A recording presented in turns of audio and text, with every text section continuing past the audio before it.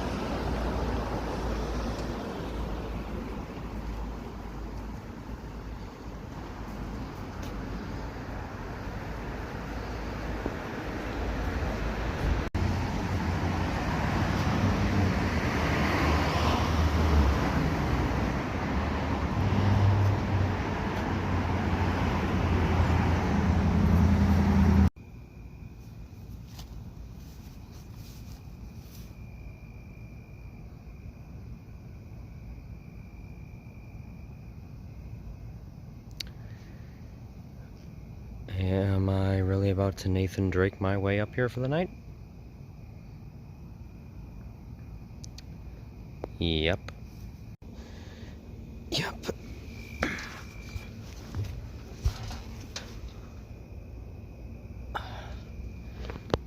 Just draked my Nathan all the way up here. For real.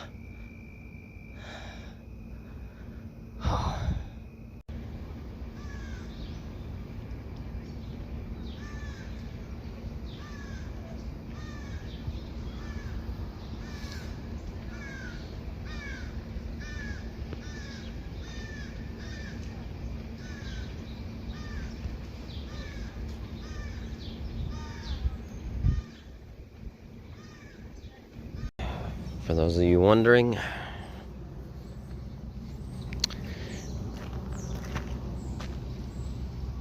yep, that's how.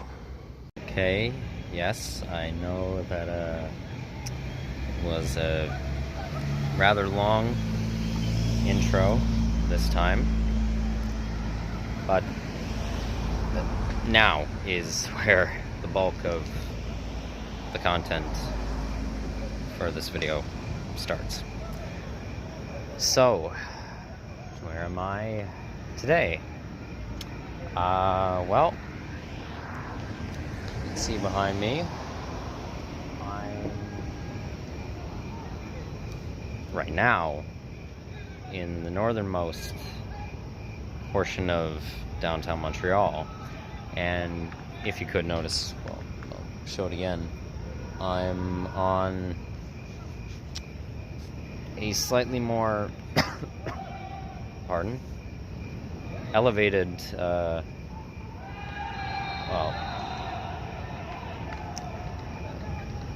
portion of land than most of the building structures in the downtown. That's because if you'll notice behind me from the opposite direction is, well, Montréal. And starting from where you will have seen in terms of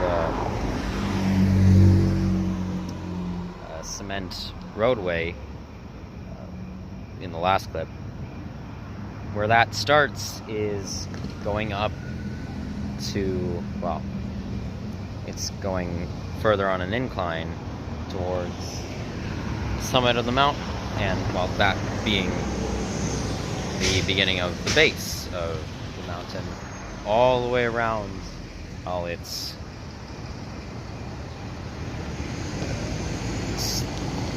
surrounding vicinities.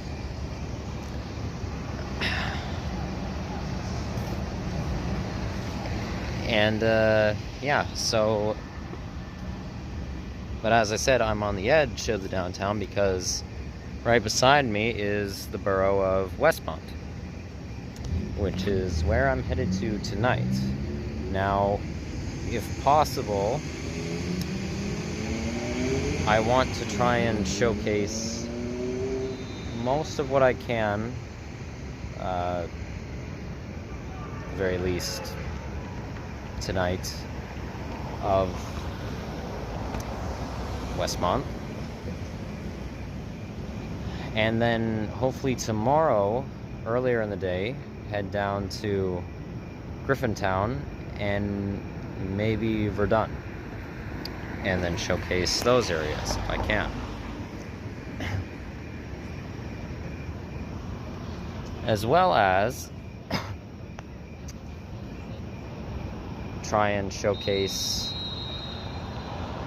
either both of the other strip clubs that I wanted to try and go to initially at the beginning of the last video, but only ended up going to Sex Appeal.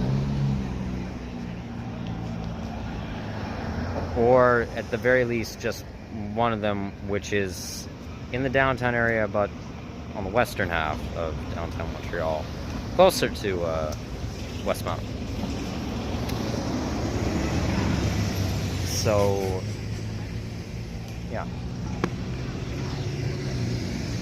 And before setting off into the Westmount district, I'm just going to state a few things.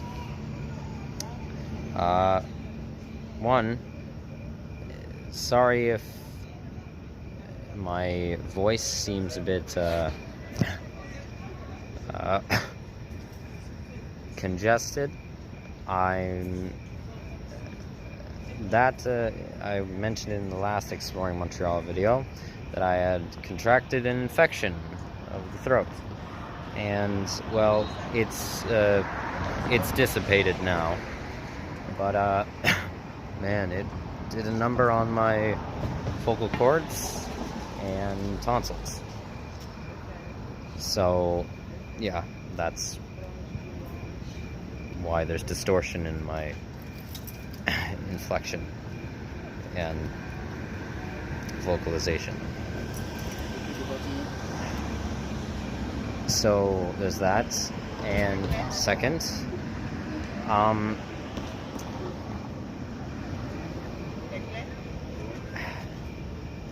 I have decided that, okay, if you've been following me for a while, or at points before you've read the previous description of my channel, you will have said that at one point I had, along with wanting to, as well as me having previously been an aspiring video game writer, I had wanted to be a stock photographer, as well as being what I am now, a sensualistic pornographer. And, well, along with now, I hadn't known it before, but now being a neuroscientist and medic and author. But you may have seen that, but I had placed that career path on hold for the time being since leaving Toronto. I have decided now that I am going to pursue that line of work as well, but again, just the same as it will be for my books, my novellas that I'm trying to write, I will not do it for any sort of profit. I will make digital photography and I'm going to try to upload it to the internet for free on whatever platforms I can. I'm going to have to figure that out at some point. I'll try and figure out at least what platforms or sites I'm going to release them on to the internet. Either during my last 2 weeks or so here in Montreal or in Longueuil. And the same goes for, as I will have mentioned in the video before the last, exploring Montreal, because my diagraphic work for my theories is no longer available on my community tab here on YouTube. I'm going to try and post those as well to other places on the internet other than, well, my Pornhub channel. Other than that, but they're still visible there. And désolé.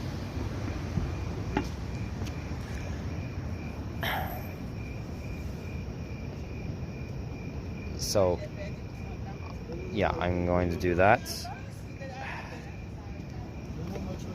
I've been practicing with digital photography and editing said digital photographs to make practically, digitally rendered portraits, I guess you could call them. And I'm very excited to try and actually release them to the internet. As well as that,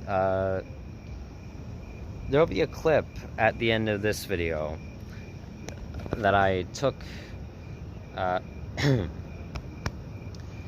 yesterday when I was in a laundromat just washing some items of mine. And okay, while I was in there, they had a chalkboard in the back corner that I saw there was just some, chalk sticks in a box just sitting on a little table by it. And I decided, fuck it, I'm waiting for my items to get done washing and drying, so I'm going to maybe try and draw something on the chalkboard. And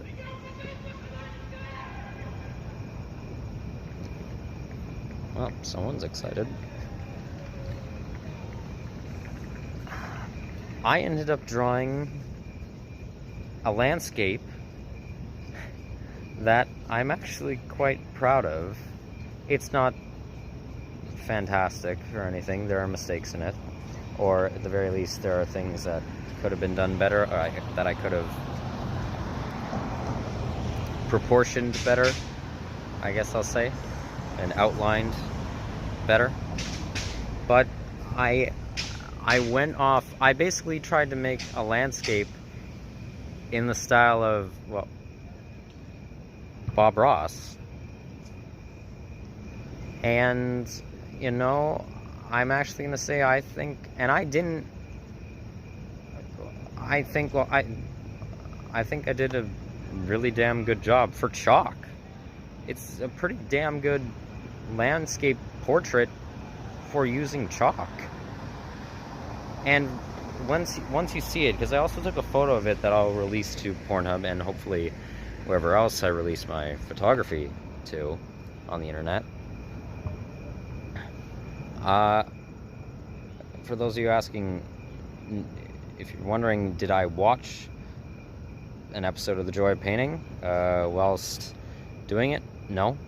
I went off of just pure memory recall. Because, well, I didn't have Wi-Fi access in the laundromat. There wasn't any Wi-Fi that I could connect to.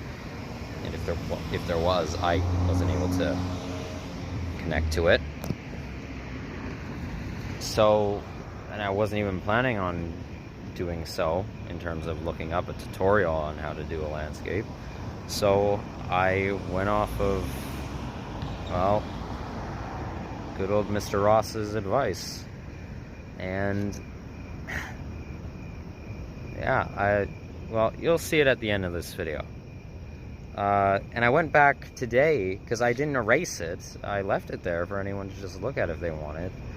And I went back today as I was in the area, and it's still there. It's still back in the corner. So anyway, I'm very happy with that, and I hopefully you'll enjoy it too once you see it. But so there's that. Oh, and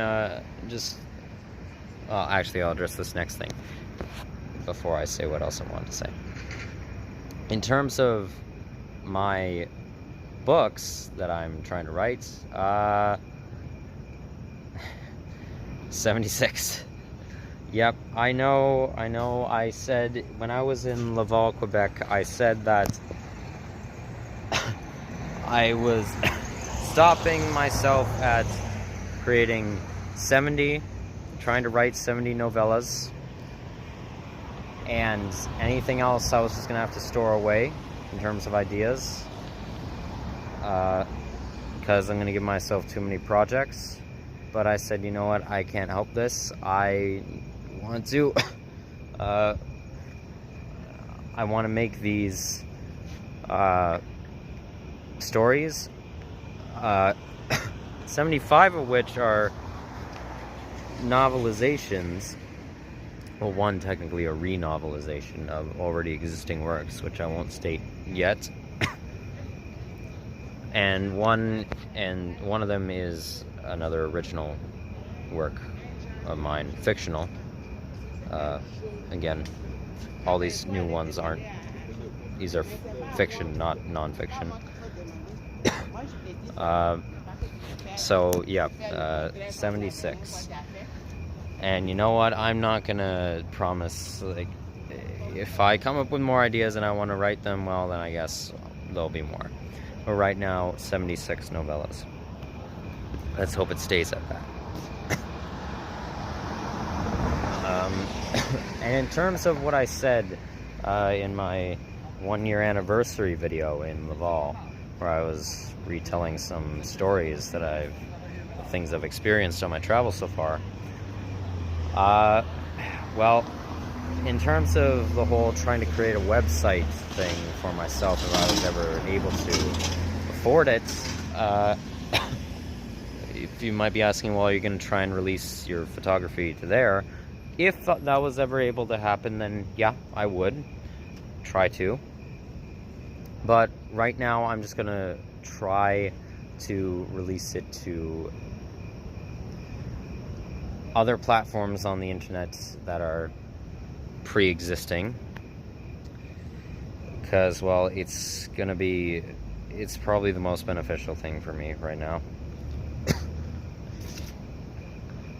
And the least taxing to some degree. Ideologically, not so much, but, well, nothing is not taxing in that regard. Okay, so is all that. And the last thing I'll state, if you recall, back when I was in Ottawa, I mentioned in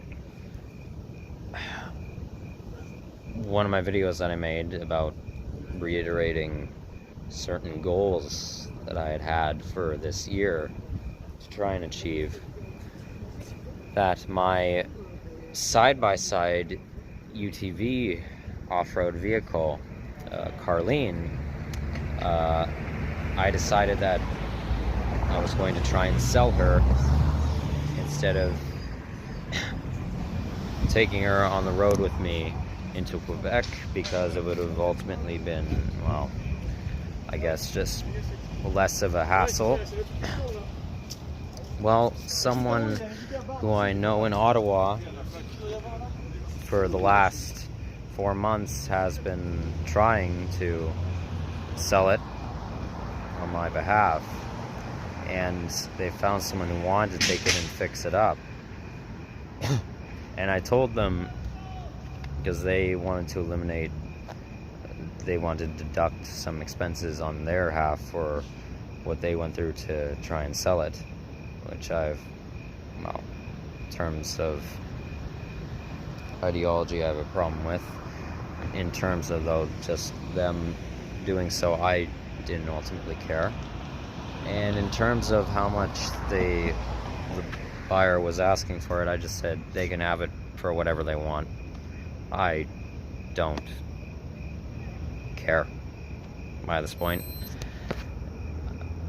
But they finally were able to sell it, and they recently wired me some funds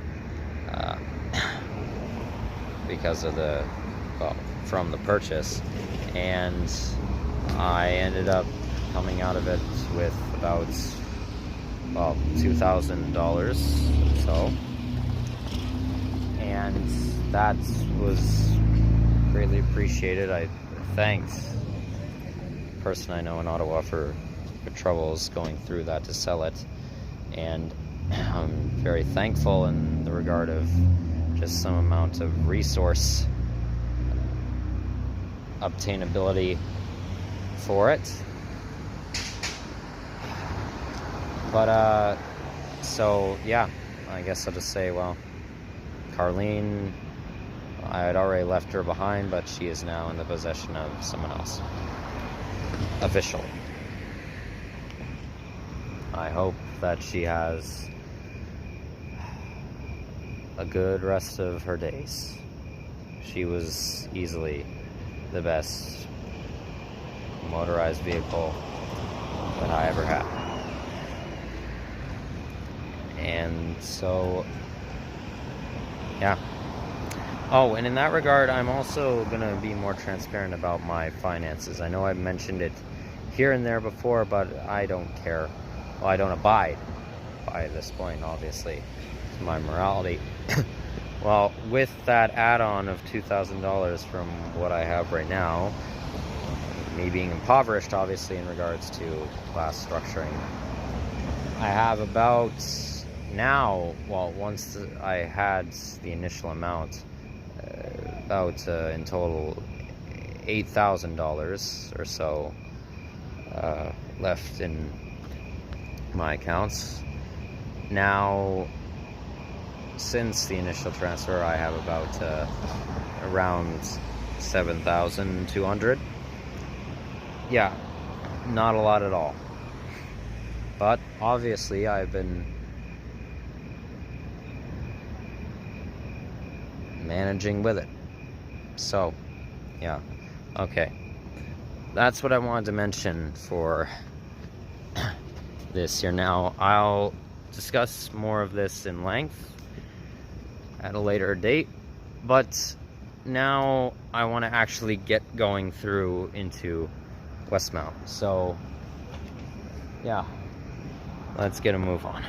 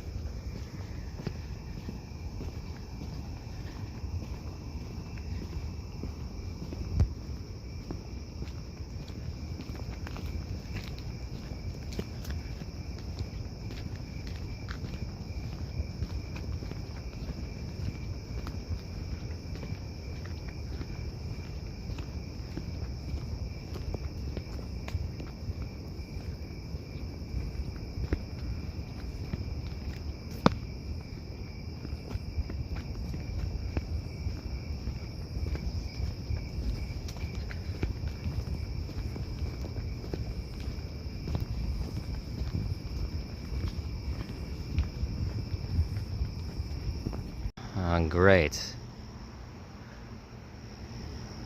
I'm having flashbacks to Cité de la Santé in Laval. For those of you wondering, this is a hospital here in Montreal called, well, Montreal General Hospital. And it is sandwiched right up here on the southern face of the mountain between two ultra elitist subdivisions. So that's something. Okay, so first landmark stop of the video, and one that I passed whilst trying to find it and walked all the way in the opposite direction of it, and had to come back around down here to get to it. This house. Now, you might be thinking, bonjour. They're a friendly bus driver. You might be thinking, well, Cam, what's so significant about this house? It just looks like any other ultra-rich living quarters on this block that you've shown. Avenue de Pins is the name of this road. Well, this house, if I have my locations correct, used to house a certain former Prime Minister of Canada. Yeah, that's right. This is Pierre Elliott Trudeau's old urban residency before his run as a Canadian Prime Minister. And, well, how I know this is because someone told me that somewhere along one of the faces of the mountain in one of the subdivisions, Pierre Trudeau's old house that he used to live in when he was, well, a child to teenager, it's located somewhere along there. It's still standing. But they didn't know exactly where, so I decided to try and look it up. And if I'm recalling correctly from what I saw on the map, this is called Emir Comir Maison Emiro Comir, something along those lines. EC. I don't think it's this building next to it, which is now, according to the sign over there, a real estate agency. Oh, goody. But, yeah. The reason I walked in the wrong direction, because I was trying to get to Mr. Trudeau's old residence, and I thought, from looking at the map, at first when I came by here, I thought, okay, is this place it? I thought, okay, did I just get here quicker than I anticipated? But then I thought, no, this doesn't look right. This doesn't look like it is the house that I saw from online images. And then I looked on the map from what I could see, because I haven't really, one, I'm not on Wi-Fi and I haven't been able to glitch out the map.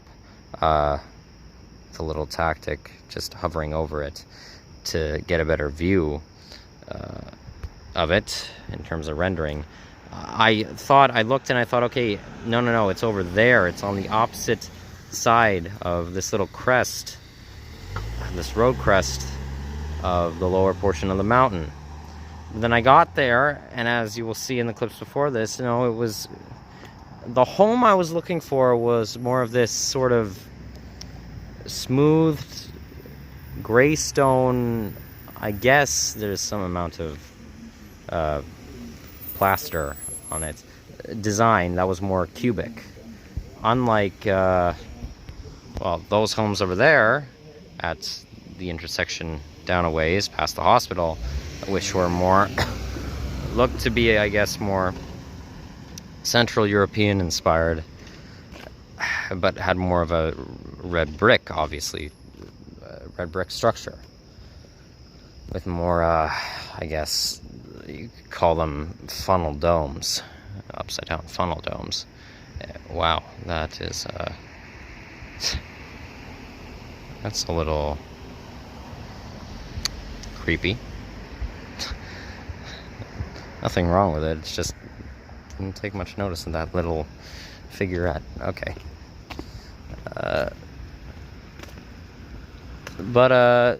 Then I looked again and I tried recalling back to the online images. And I thought, oh no, this right beside this building is where his house is. So then I walked all the way back, and yep, this is what I'm pretty sure I saw in the images, because I know it was on the southern face of the mountain, somewhere around this road. And so yeah, I'm pretty sure this is it. it looks abandoned. Yeah, either that or whoever owns the property, or if someone is actually taking up residence in the house, well, they've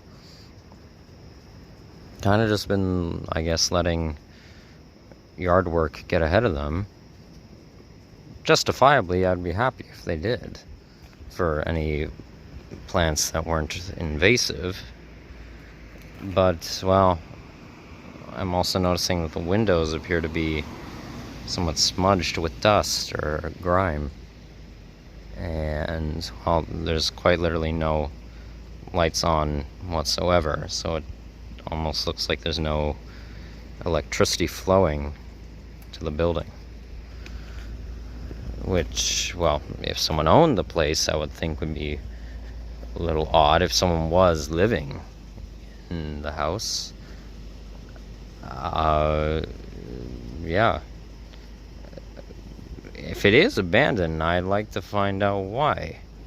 You would think, especially in an ultra-rich community, that a former prime minister's housing unit would be worth a hell of a lot on the housing market. You'd think you'd be very much sought after by elites for, well, social praise and bragging rights, or at the very least buying it up so that they themselves can drive up the property value by holding on to it as long as possible and then selling it off to another ultra rich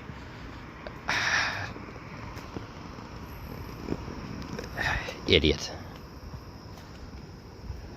So, yeah, interesting. It's kind of all I wanted to showcase here. So I'll try coming back here at some point.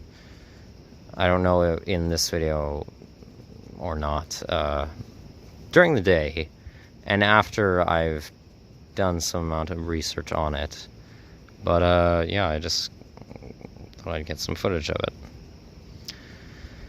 Okay, yeah, that was very thrilling, and that was definitely worth the walk all the way back around.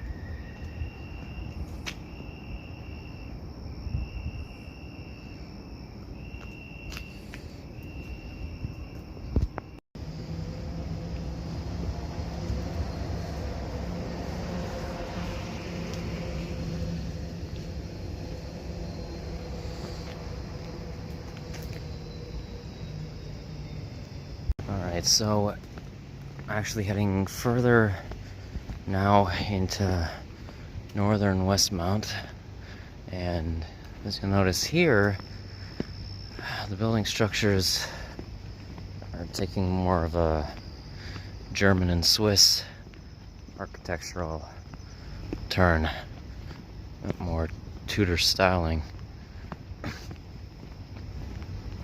So, I guess some information about the Westmount district. It is a very, very prestigious, elitist, classist area of the city. And, well,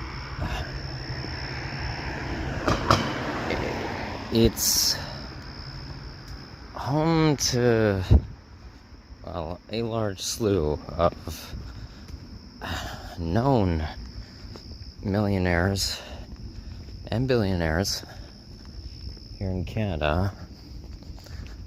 I cannot recall specifics at the moment, but, well, this is their stomping grounds.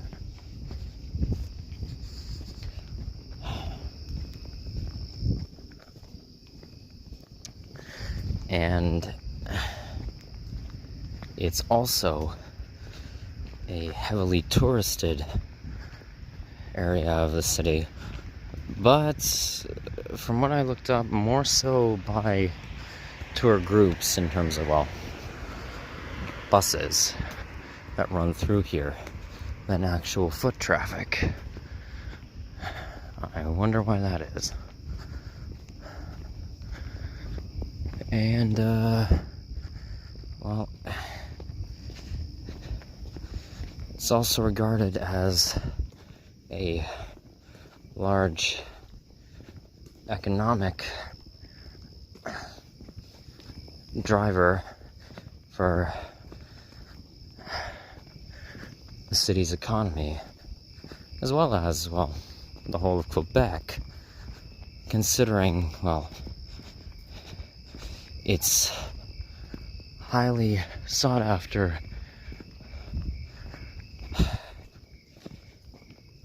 value in terms of real estate profit, as well as, I don't doubt, closer towards down to, whoa, well,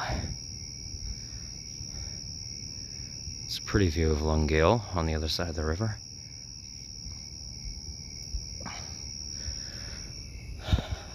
As I don't doubt, closer to the downtown area, some, but still being in the borough,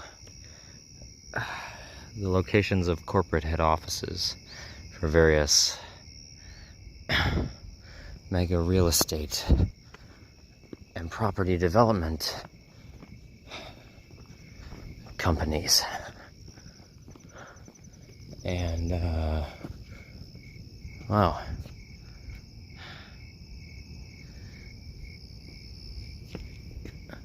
Can't say I'm not uncomfortable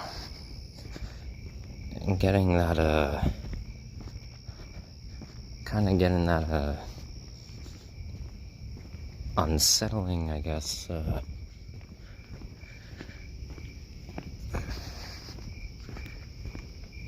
I don't know how to describe it, what I felt, when I was exploring the elitist Wissablou neighborhood of Gatineau, Quebec, at night.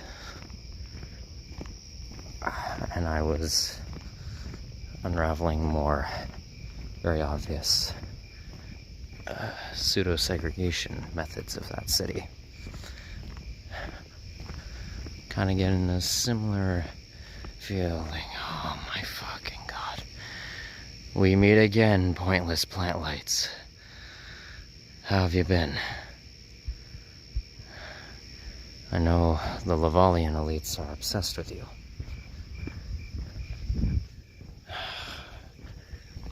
Glass rooms, 2-car garages, no doubt as well, probably heated driveways. What sounds like some sort of stream or creek on the other side of this wall. Extremely pricey cars, unnecessarily large houses for, I guarantee, the amount of people living in said units.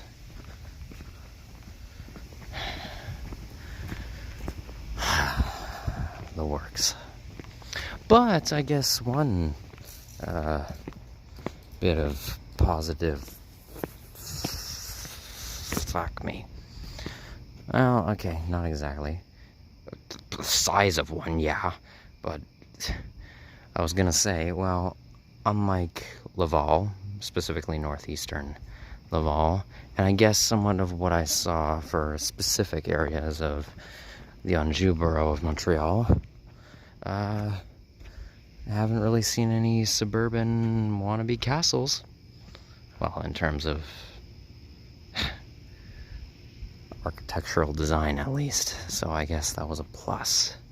But in terms of the length and width of these residential housing units.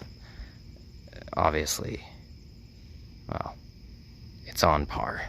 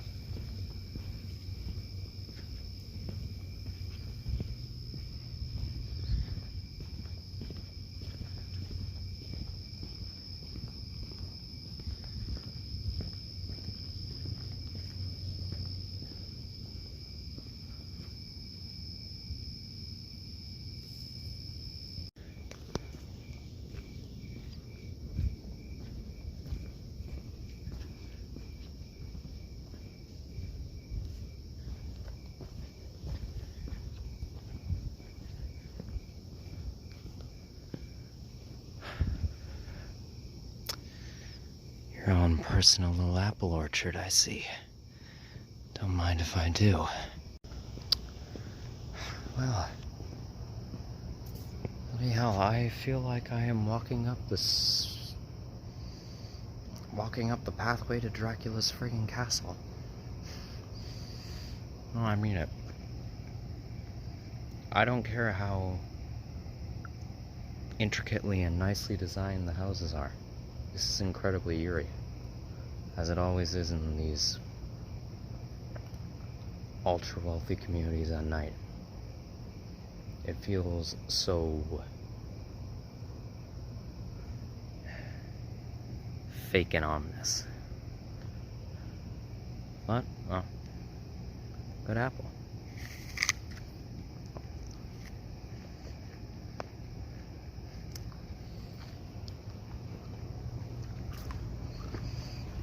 So, I'm trying to get to what is apparently another lookout over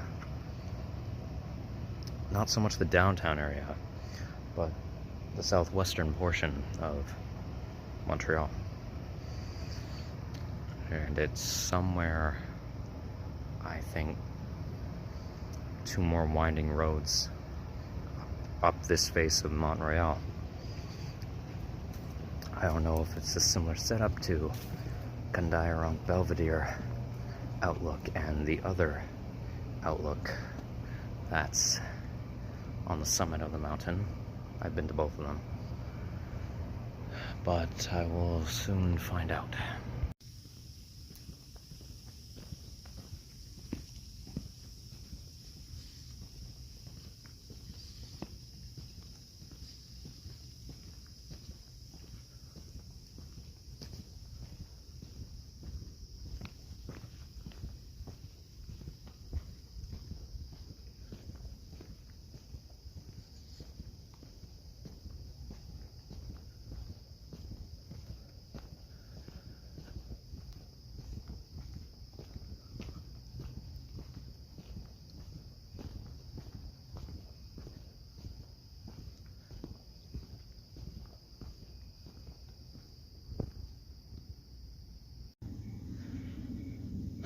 Yep, I definitely spoke too soon.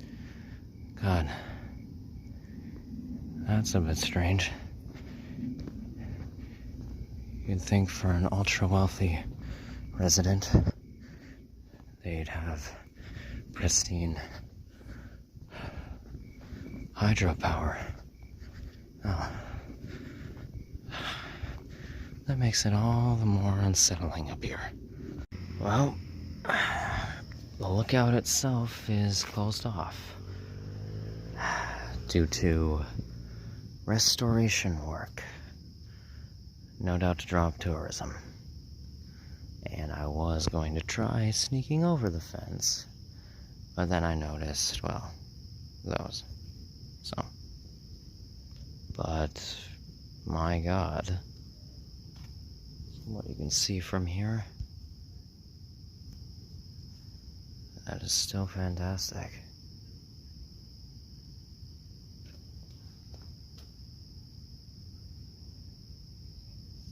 Here, actually, let me see if I can get a better view. Holy shit, yes I can.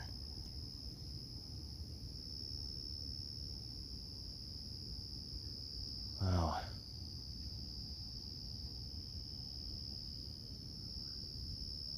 Look at all that.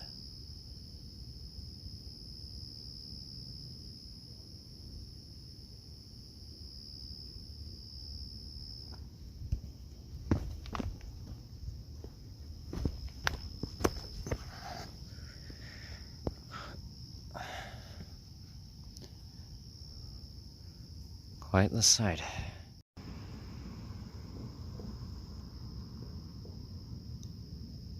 Well,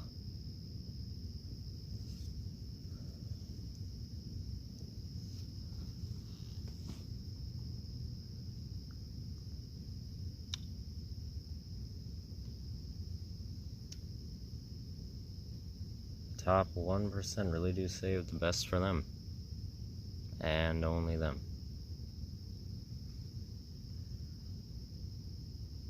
I mean, Condiarong Belvedere is an incredible overview of the downtown area of Montreal, and the other Belvedere on the mountain's summit is an incredible view of the entire eastern half.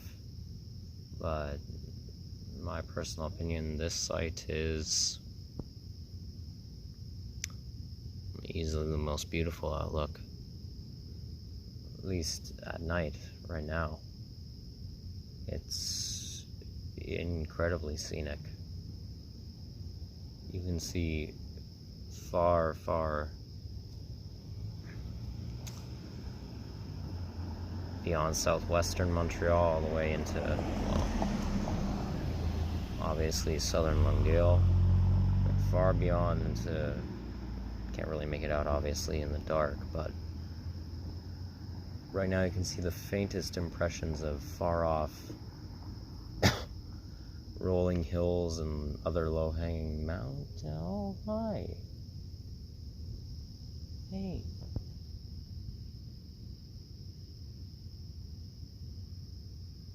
Hey. Wait. Wait, hey. Where is it? I was gonna chuck you, but hey. Hey, wait a minute. Wait. Hold on. Okay, wait.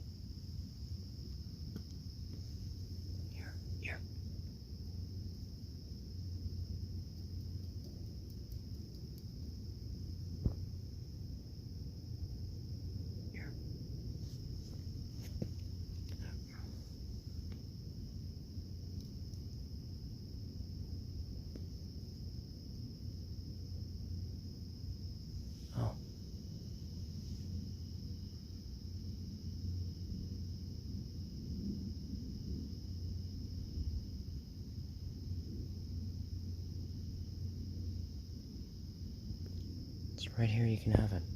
Trust me, I'm done with it.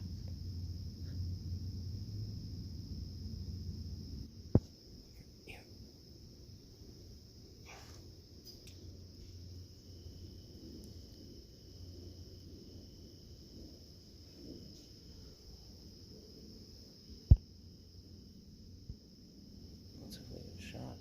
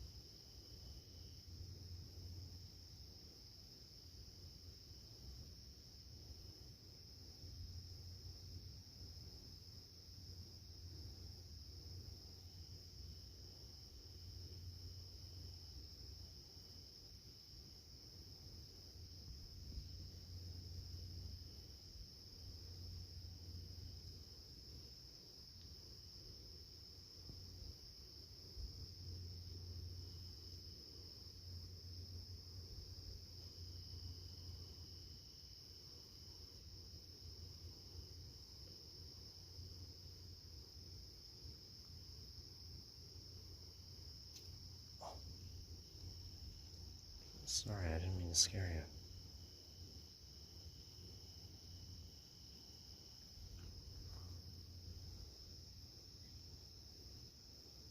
Trust me, if you're smelling the apple, it's all yours.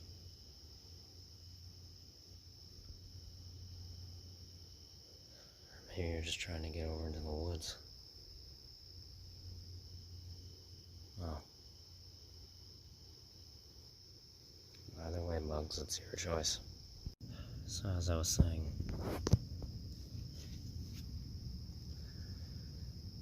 it's a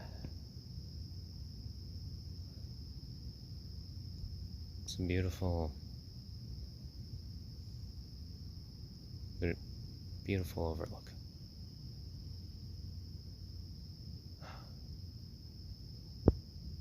This portion of the mountain summit right here might actually be its peak, its highest point.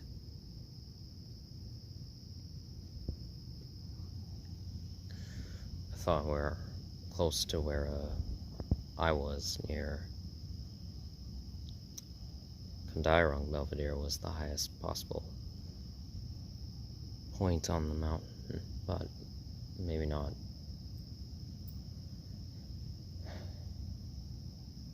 But it is breathtaking.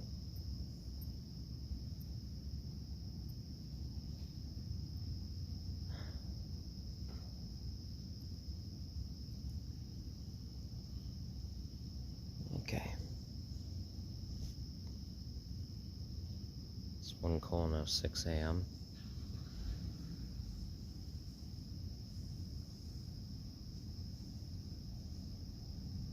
I'm gonna try and make it to Club Wanda's strip club in western downtown area. Well, might as well try now.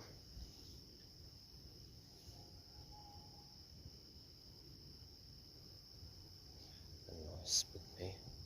It's just some other onlooker's car.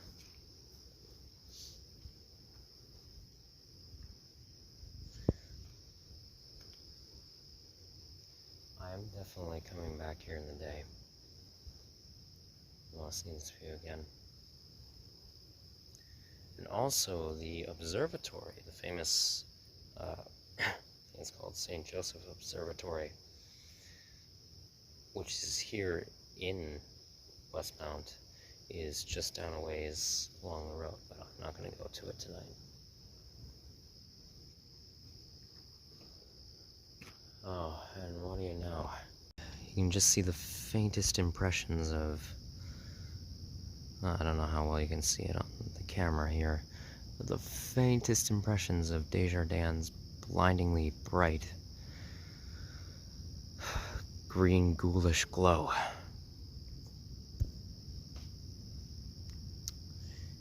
So,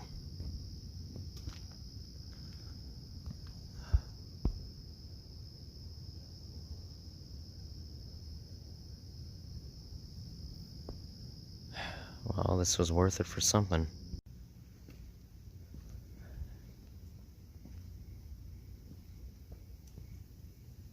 Yep, I was, without a doubt,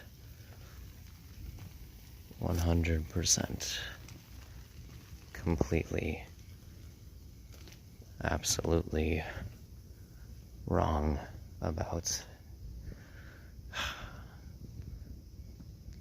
not very many castle structures.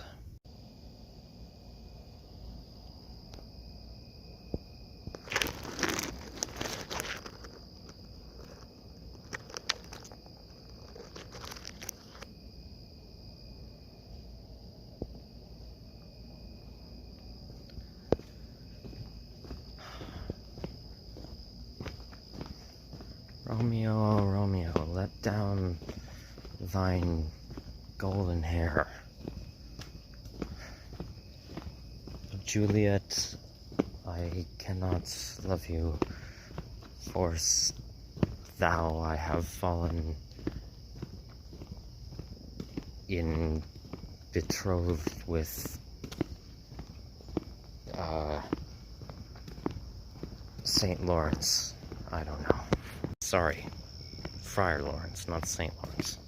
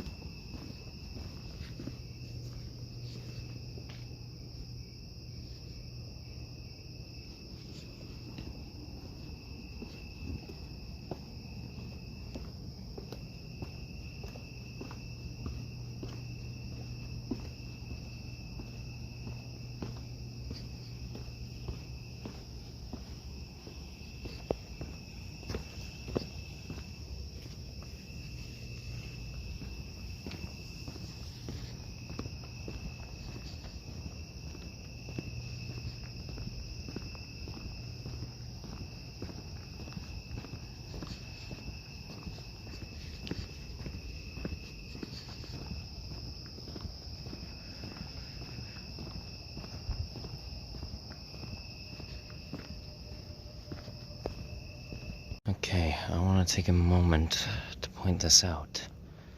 So,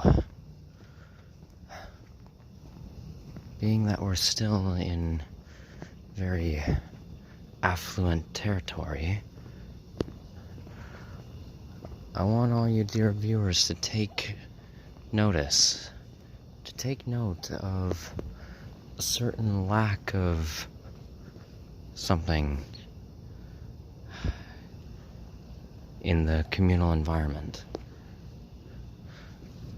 You know, a certain absence of mass garbage buildup to an excruciatingly disgusting and unsanitary, vile extent. Are you taking notice of that? How it's practically spotless? And if you go back and rewatch most of the footage from up on top of the mountain here in Westmount, it's also all those neighborhoods, those subdivisions practically trash free, minus maybe one or two bags here and there. Oh, well, look at that. Look at that. Their trash bins are, I don't know how well you can see over there. Perfectly neat, perfectly compact.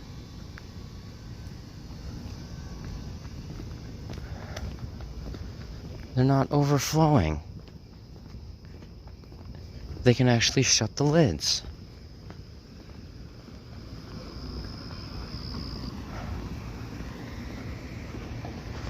Oh, look at this.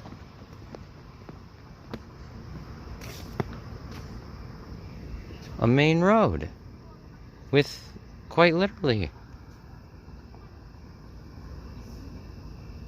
no trash. On the curbs, out beside lampposts, or potted plants, or inside or outside of the bus stops. Nothing. Just literally barren. Completely sparkling clean. Absent of any possible, or at the very least, any huge exposure to highly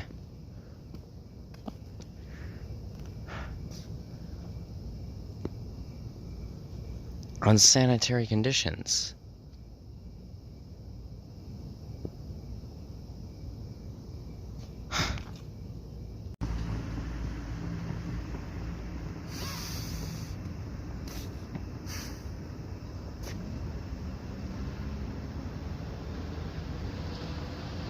The air smells clean.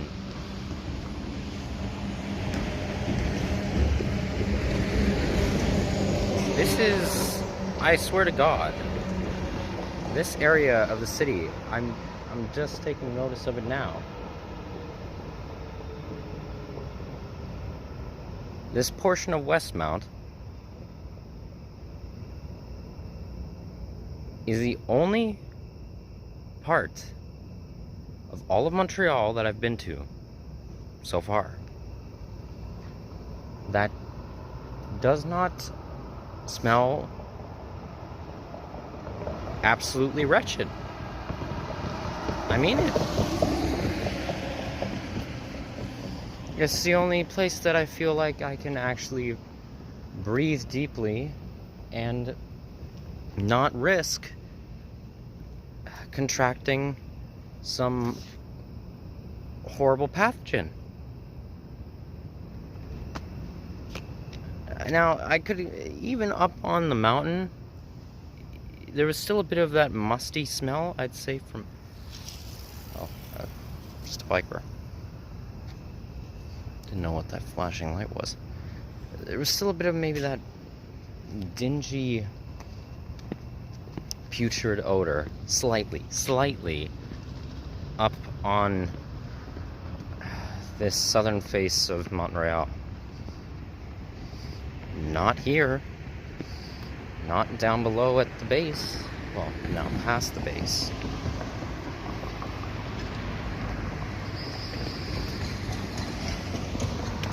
God.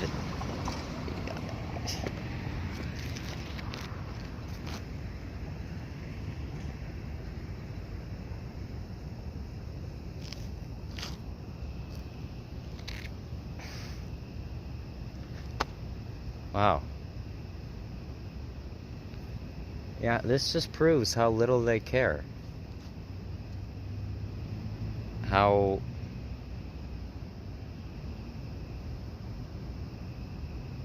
psychologically completely uncompassionate the societal elites are.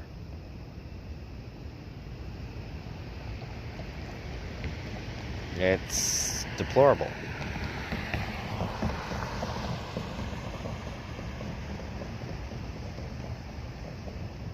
And as always, I will state, yes, I understand why this area is built up the way it is, with the residents it has. Mass traumatization. I feel sorry for every single fool who lives anywhere within this district and that has a net worth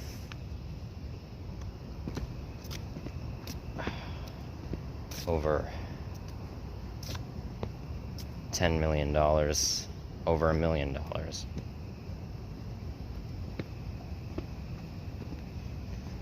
It's, well, yes, as always, I have empathy, I have sympathy, sorrow for all of them, but fucking hell are they annoying.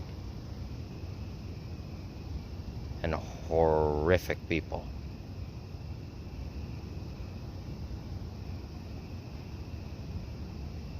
Morally. No, I mean it.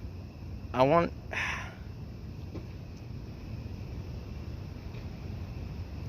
Compare this video to Exploring Montreal, Part 8. I mean, in the areas I wandered through, in the downtown area. It's night and day.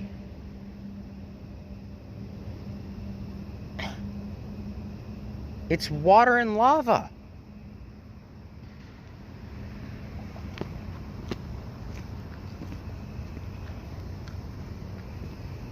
No, I mean, it's so... The economic and governmental elitists care so little and prioritize their living quarters far above...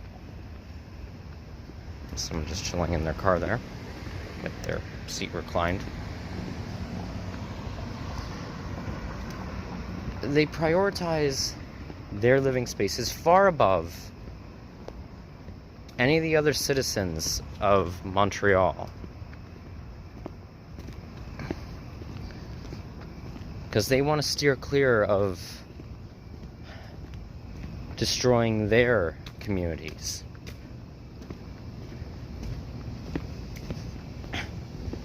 Same goes for the ultra-religious organizations that clearly have a mass hold over the area too, in terms of operations within the city.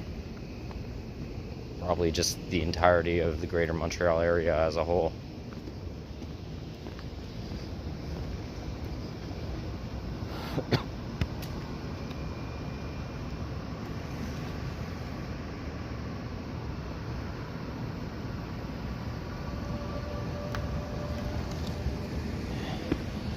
It is so...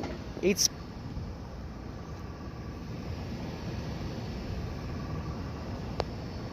It's empty. There's not a speck of trash. You don't even see almost any litter. Except, oh wait, over there. Hold on. Right there. One time, what is that, a cup? Is that a cup? You go look at that.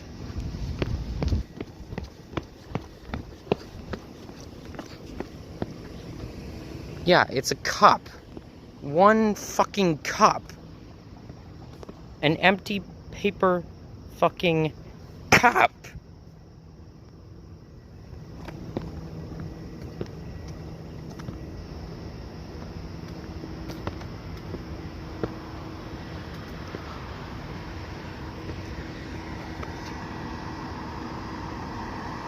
Oh, and I'm sorry, I guess this bag here as well. The water bottle. Or hell, that might be someone who's... It might be someone's who's, I guess, out and about in the area. Maybe they just left it there and they'll be back to pick it up. But other than that, nothing. Absolutely nothing.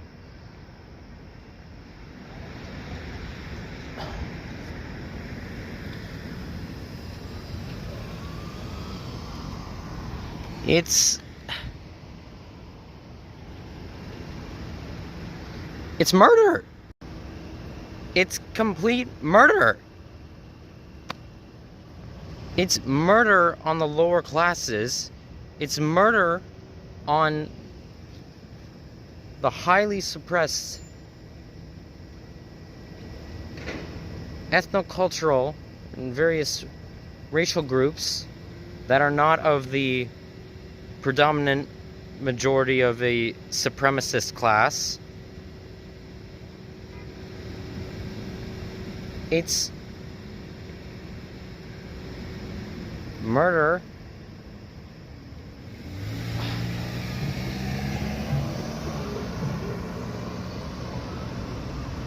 on those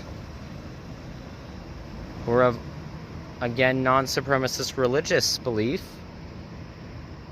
That don't... It's murder on everyone, every demographic percentage, populace, that does not take up residence in this borough.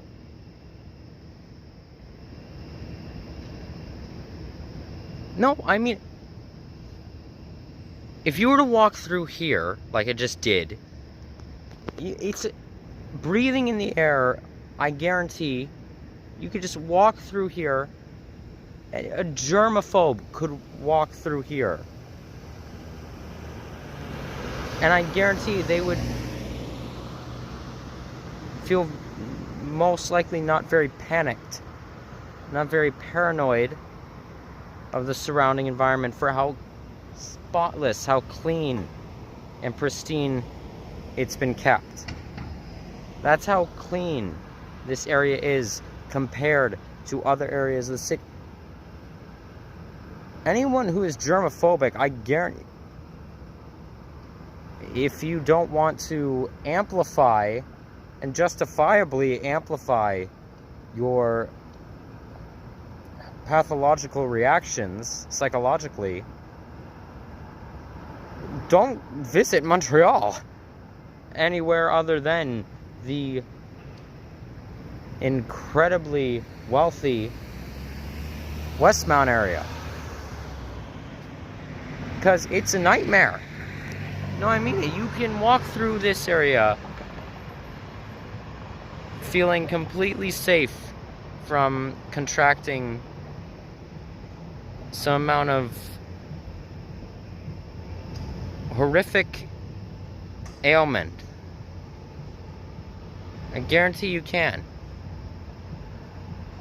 Yet, if you were to walk... No, I guarantee... I would not be... The garbage is so bad, I would not be surprised that there are at least 50 newly bred, birthed, fucking airborne viruses and pathogenic illnesses all across the city. In all the areas that the buildup is so intense, so compact. I would not be surprised if so many new illnesses have been cultivated. So many new bacteriums in areas all across this fucking wretched municipality.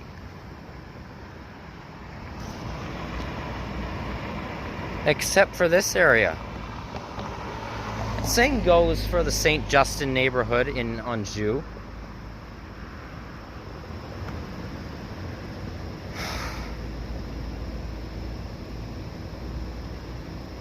Same also for the most part goes in terms of municipal maintenance and environmental protection work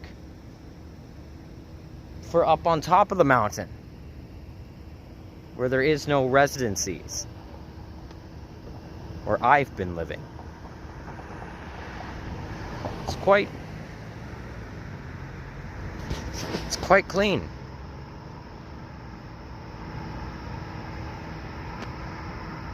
In all the places that are surrounded, that surround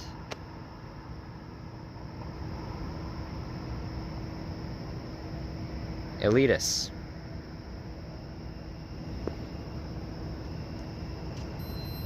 It's disgusting. I mean it. Hell, maybe that's maybe just walking through the areas that I did in the last video, maybe that's how I contracted this throat infection. I would not be surprised at all. Just pathogens writhing in various spots, just on the sidewalks.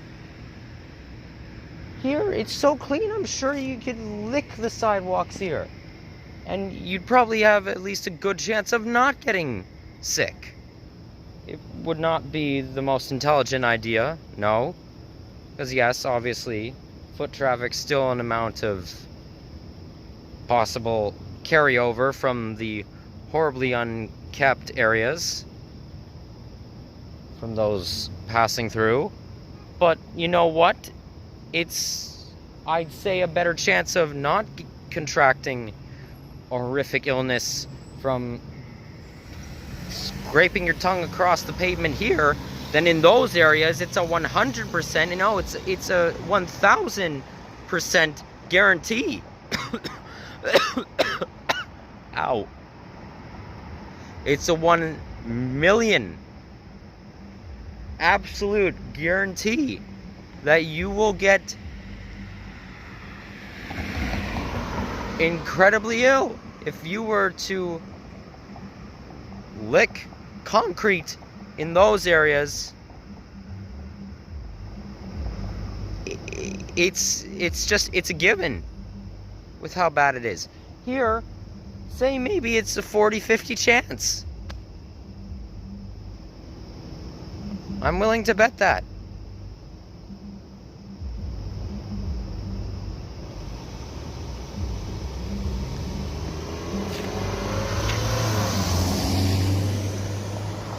Okay, it's 2:02. Now, let's make my way out of this fucking degrading,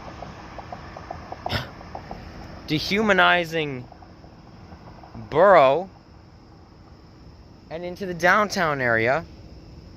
And I think we'll see a comparison if I'm able to get footage. Maybe before or after, if I am able to go to Club Wanda's. Away we go. Right, making our way out of Westmount and into the downtown area again. This is the border between. As you can tell, the buildings are getting taller. And to some degree, a lot more financially suppressed than back behind me. Okay, alright, okay. No, we're starting to see an uptick. Starting to see a little bit more buildup. Not a whole lot yet.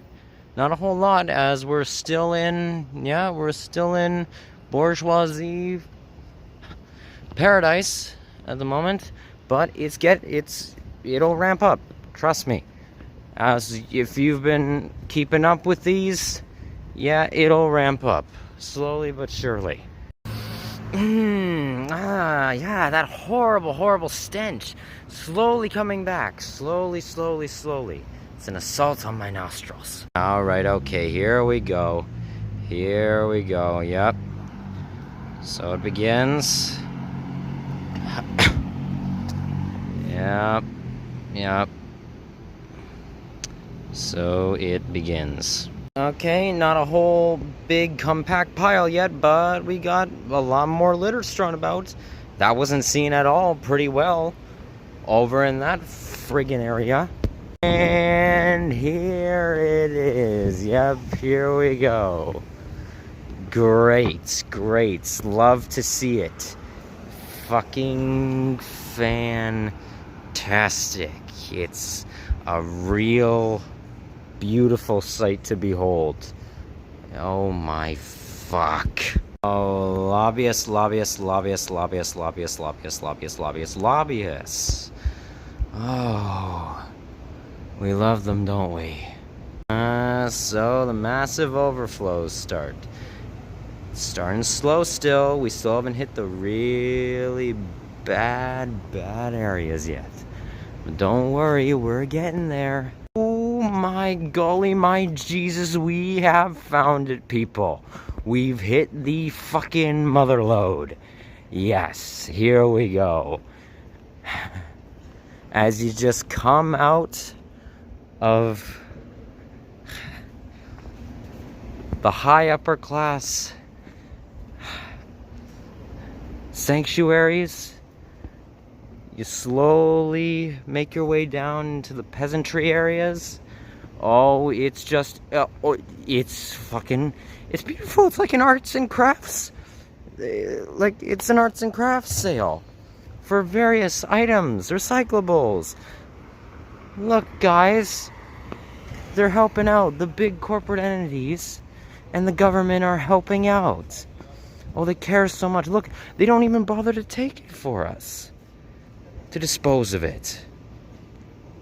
They're just, because they know they can't.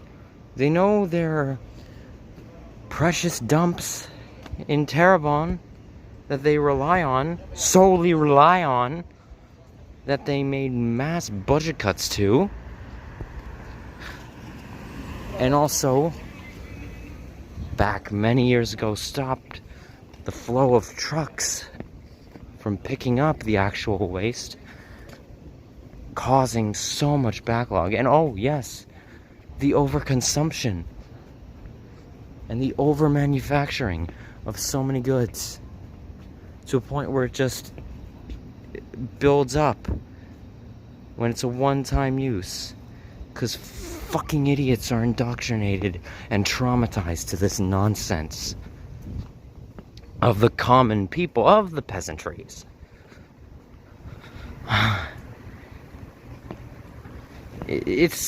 But see, this is helping, and this is their solution to it. Instead of taking it somewhere, maybe if push comes to shove, and they're not going to, dismantle their oppressive systems and destructive environmental actions, well, they're not going to open up another landfill. No. So a way to combat it, they'll just let whoever wants to take any amount of the spoiled, rotting debris, especially the cardboard, and just turn it into an art project. Why not? Why the hell not? Lack of care here, lack of care here, lack of care over there, lack of care here,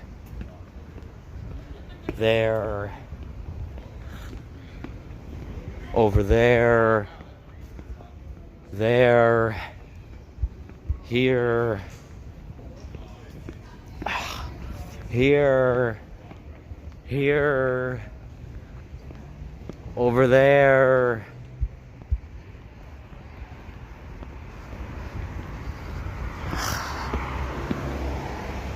here as well, every which fucking where you look, it's all just lack of giving two damns.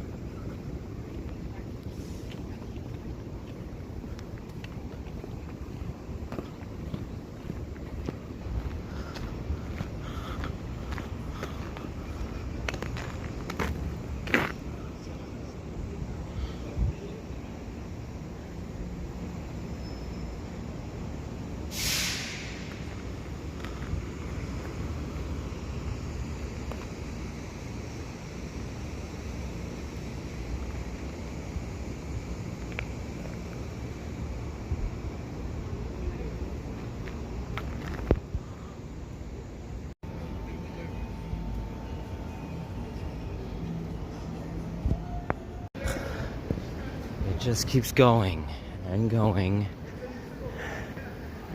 and going and going and going and going and going with so much buildup of terrible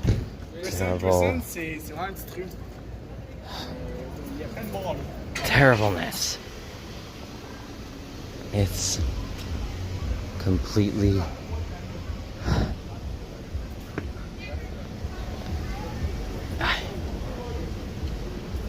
I'm at a loss for words.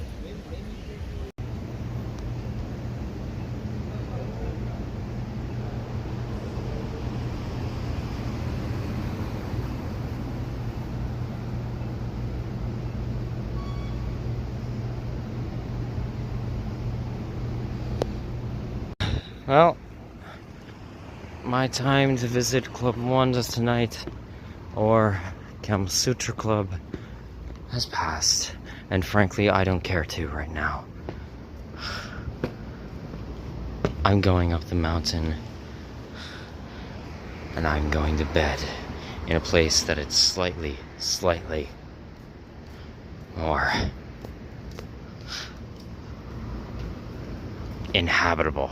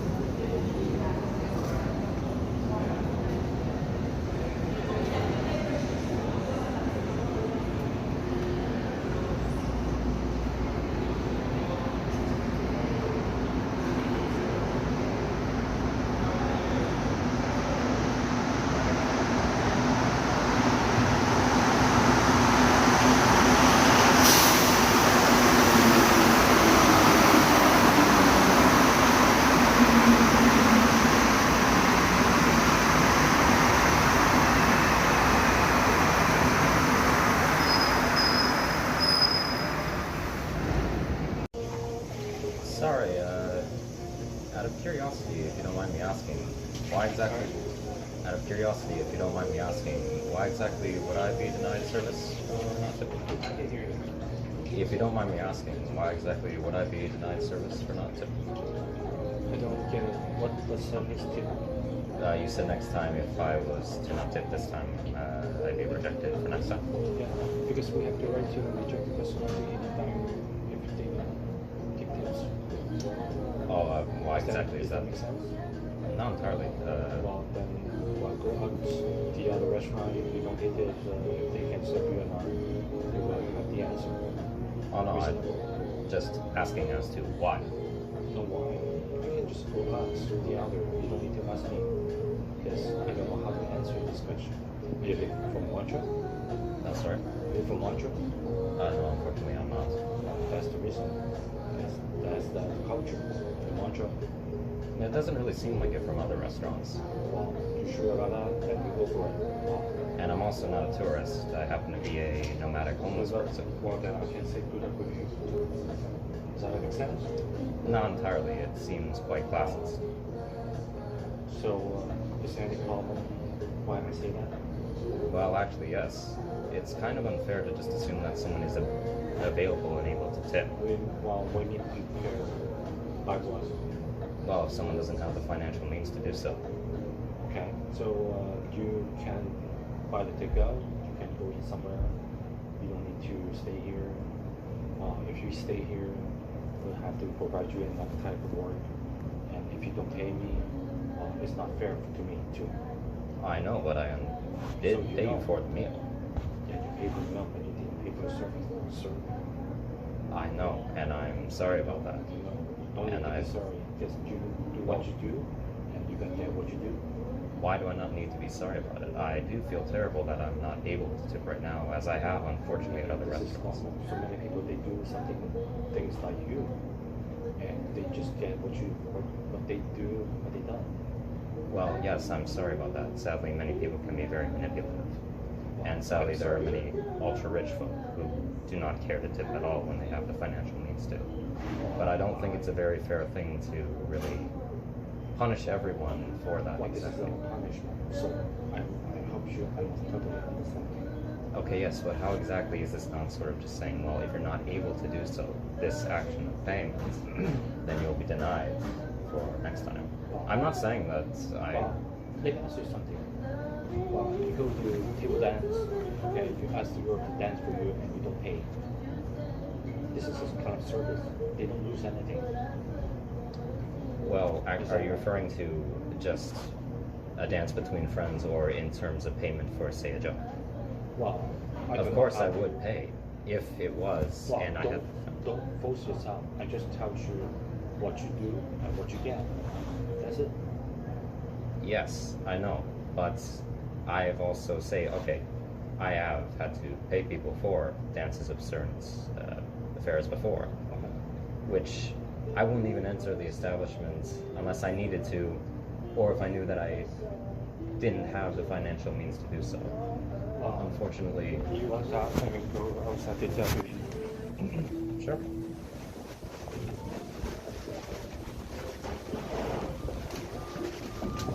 Thank you.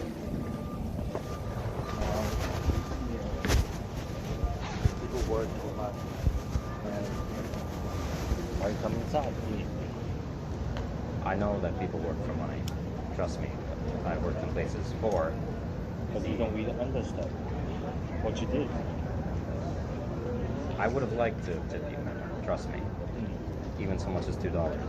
But unfortunately, the reason is I'm trying to save up right now to head to Quebec City. And I've also given a fair share of my finances to various other people on the streets and various other restaurants tips when I have been able to financially. Being here, unfortunately, your establishment was just one that I thought, well, I might be able to pass this time as I've already given tips to other establishments. Because other restaurants ask the same thing and treat customers the same way, with the attitude of being very dismissive to those who don't tip. Sadly, I've experienced that a lot. I didn't want to mess with you. No, I understand that you didn't. I'm just saying, for a response of, if you don't tip, then I'm going to have to deny you service next time. Let's say I took my boss money and I told him that I have a financial problem. Do you think it makes sense? This is fair with my boss?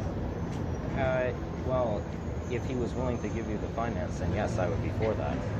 I'm not for, obviously, neither of you just stealing from one another if you just took it without asking. The thing is, Exactly. I entered your restaurants and... Because you know what you do when you go there. You know what you have to do with what you ask for. This is like how old are you? I'm 19. So you are an adult, you should know what you did and you should know what you get. I do know what I did, and there wasn't exactly anything at the door saying that you should tip or that you need to tip, otherwise you won't enter. No one told me that. You could enter, but I mean next time I'll take you out. Okay, yes, but on the idea of I should go, how should I know that since you didn't state that? Are you first time in Montreal?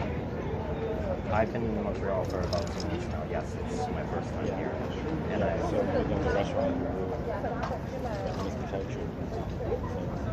Unfortunately, other restaurants have not given me that sort of... Well, I've had servers who, yes, been very fun. You can go ask the other restaurant. If you do that, what you get. I know. I'm not complaining like I want to eat here again. I'm just saying that I'm trying to inquire as to why for that. Like, why specifically?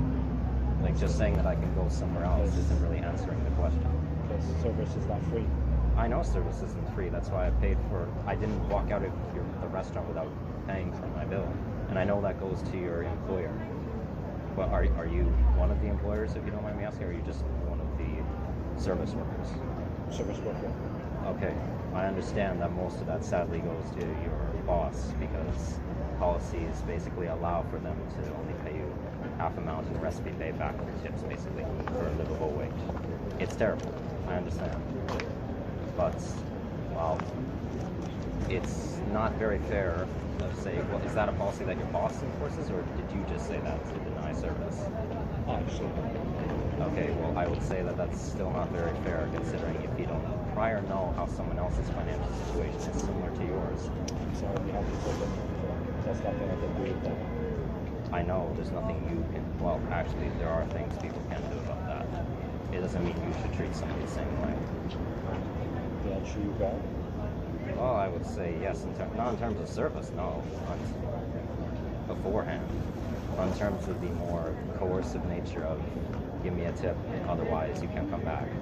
So That's so you don't. I mean, what you do, you get what you really did. I know this kind of just also that kind of just sounds like you get what you deserve for doing that. How exactly is that what I deserve when I may not have the ability to give you a tip? If you want a tip, considering you're so adamant on it, I can give you some. Because it's $2. Come on. It's not a big deal. $2 is a lot for me. Well, But if you're adamant on it, I can give sorry you. about that, but why you eat in the restaurant? I can go to somewhere else. You can How buy was I supposed to know that before entering the restaurant? because this is the culture. You want to. It doesn't seem like it for other places. And even then so, you go to the big places. You should. So, well, if that is the culture of Montreal, then that's a very toxic cultural tradition. But if you want a tip and you're adamant on it, I I can. don't want it. I don't want it. Okay. You don't want it now? I mean, well, I don't want your money because I already told you what you did and what you get. This really does not make much sense. Like, if you were so adamant in there on me paying a tip, Okay. so much so that you were willing to deny me service if I was to come back, this shows me that you're very adamant on wanting some more payment. I'm sorry about that. So That- do you that's what want it is. some about? Do you want? I'm not going to come back. Trust me. Do you want more payments? Because even though it'll hurt me some amount financially, I can give you. I'm sorry he hurt you. That's the culture. Do you want some more finance? Do you want a tip? I don't want you. That's it. I'll be right back. Just some more money.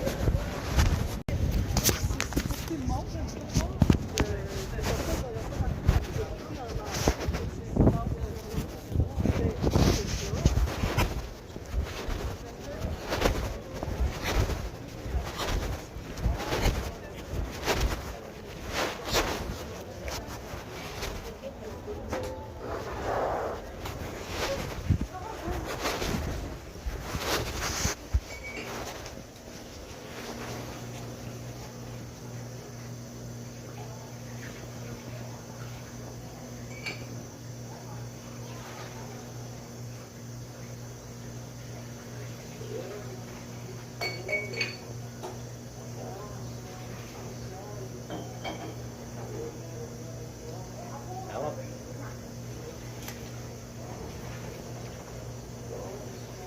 Yeah.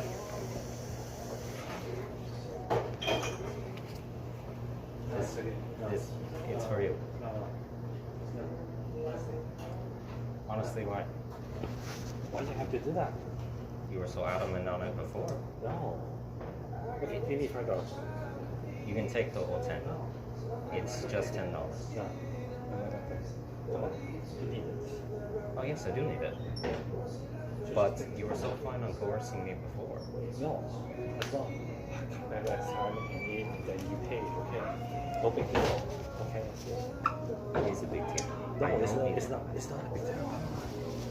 No. No. The money. You need the money. Come on. I do need the money. Yeah, you need to make. So keep it for yourself.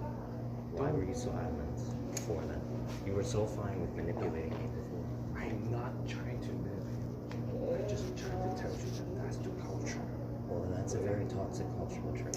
I'm sorry, but that's the way it is. When we work in the job, we get the pay. That's it.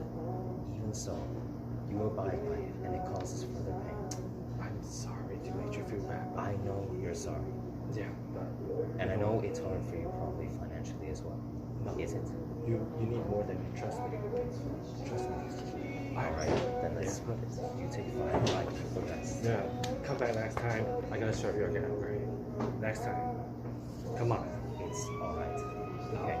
You need the money. That's it. I know it. But take this as a teacher. You already showed that to me. You show me the respect. Enough. That's it. Money is not important now. It was so important a few minutes ago. Yeah, but not now because you already showed me you respect me. So the money I respected you before that very manipulative moral decision. And I understand that this is causing you great distress now. No, I'm not stressed. Okay. You're very distressed right now. I can see it. You're very anxious. No. But I mean, look. I'm not trying to. Okay. Everybody. Okay, I'm sorry. Everybody has a bad day. Maybe today is my bad day. Come on. Okay, maybe it is your bad day. Okay. So keep it to yourself.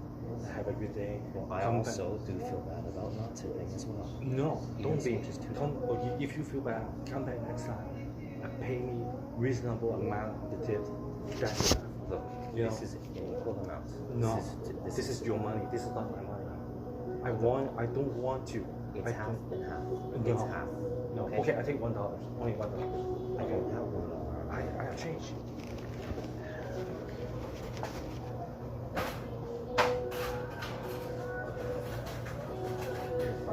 Take one and bring this back. All right. Perfect. Okay. All right. I'm sorry to. Don't be. You always show me your respect. That's it. All right. Thank you. Ryan, thank you for serving me. I'm sorry.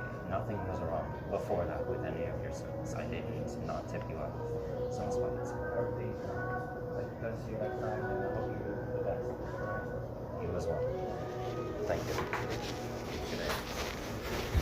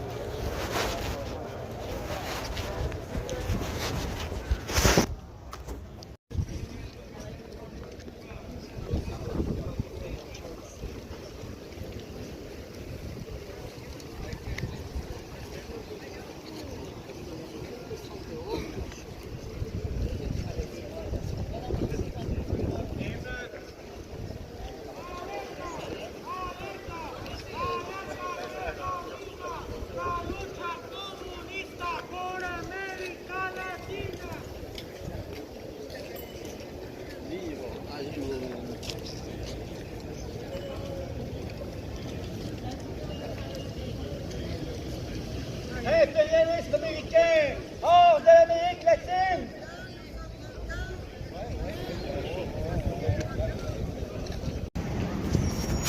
You lied. You literally said that you knew that I was pregnant and that you forced me to do dishes. I never said that. Not once in the story have I ever said that. I never said that! Why are you lying? Hey, ma'am. Stop lying! Ma'am, that's assault on him. I don't give a fuck, call the cops! I don't believe in the cops, Then sadly. do something about it! Please stop. No. Look, whatever you I'm guys getting my shit regardless, so whatever you have to do, go do. I really don't Shut have much up. to do. Sadly, because Why I'm are you almost guard done. there? You're trying to hold people. Hurry! Look, You I know happen to how be... pissed off I get. You know how pissed off I get! You know how pissed off I get! Apologize now! Apologize now! I happen to be a neuroscientist. Stop! No, but If you're a neuroscientist, you'd see that my brain is not right now and you need to get the fuck away! I can tell. Get away then! Look, Marty, you're so right. You don't this want is me to not a get healthy back. way to resolve this debate. No, I'm free, I'm sorry. Excuse me, sir. I'm sorry to intrude like this, but it seems like you guys are in a bit of distress, and you seem also quite distressed, and she seems they seem very aggravated. If I ask what the issue is? Marty, c'est quand vous comprenez tout de suite. Yeah. Puis laissez ici de partir. Dis de partir ou je vais continuer. Dis de partir. If, You don't need help, exactly, so get the fuck away, bitch. It seems like you do need quite a bit of help. Get away! It seems very abusive. She's obviously very busy. He's my friend, and she brought her down to visit, and yeah, she's psycho. And he has my stuff at my place, so I'm watching. You're watching over them? Yeah, I'm not going to make sure they're not going to get into a fight. It's at my house anyway, so I'm letting them have their space and. Okay, good, because But no, she's crazy. she assaulted him. Yeah, I know. I saw that. Okay, I'm gonna watch. I hope they resolve things and, if needed, break away. Oh, absolutely. They're not even in a relationship. Oh, they're not? No. Oh, well, either way, understandable.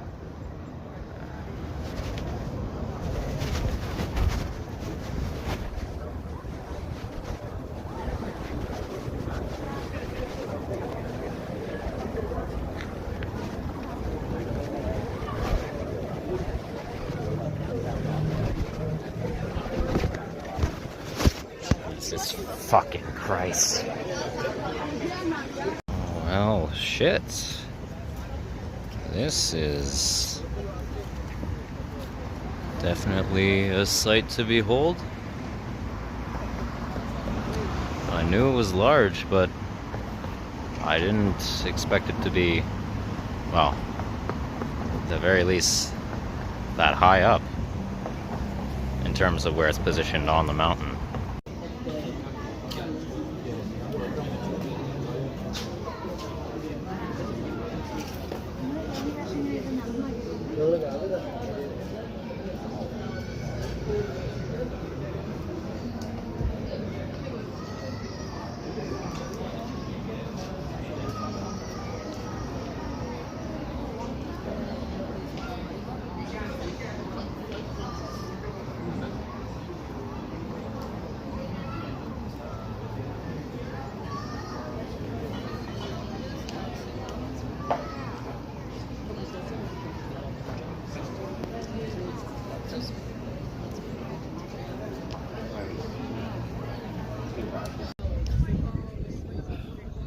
So, I will most definitely put some edited in text for the clips that will be playing prior to this. But just to give a quick verbal rundown, in the first pocket recording that I did, I was eating at a small business restaurant in Plateau Montréal on the main boulevard, on Boulevard Montréal. And in terms of my morality towards keeping things anonymous, confidentiality, I will not state the restaurant. I won't gender the individual. I won't state even what thematically what culture, the cultural cuisine of the restaurant. So, I decided to eat at this restaurant to fill up a bit before making my way up and over through the peak of Montreal for the first time since being here. And so I did. I was seated. The waiter said, well, for one, we were speaking in English, and I said yes, and they handed me a menu, and I ordered, and I ate there. And after all was said and done, I went up to the front counter to pay my bill. And before I did so, the server told me that, also, by the way, before you pay, a tip is mandatory, and if you don't pay it, then I will refuse you service the next time that you try to come in here.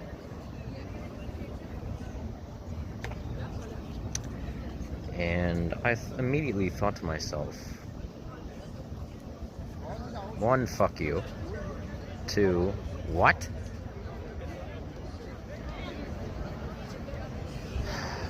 And they told me, does that make sense to you?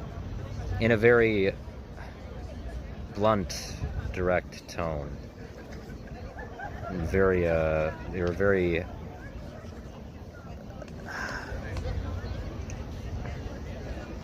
subtly authoritative in their speech. And I said, well, unfortunately, so here, let me, actually first, let me give a bit of background on this. Even though I will have talked about earlier in this video how my finances have risen a bit more since, well, because of a certain transaction that I had in relation to the sale in Ottawa of my old UTV side-by-side. My funds had risen a bit. But as of now,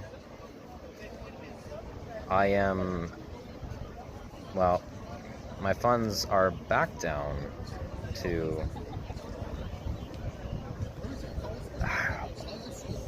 a lower point, around what they were when I was entering Montreal.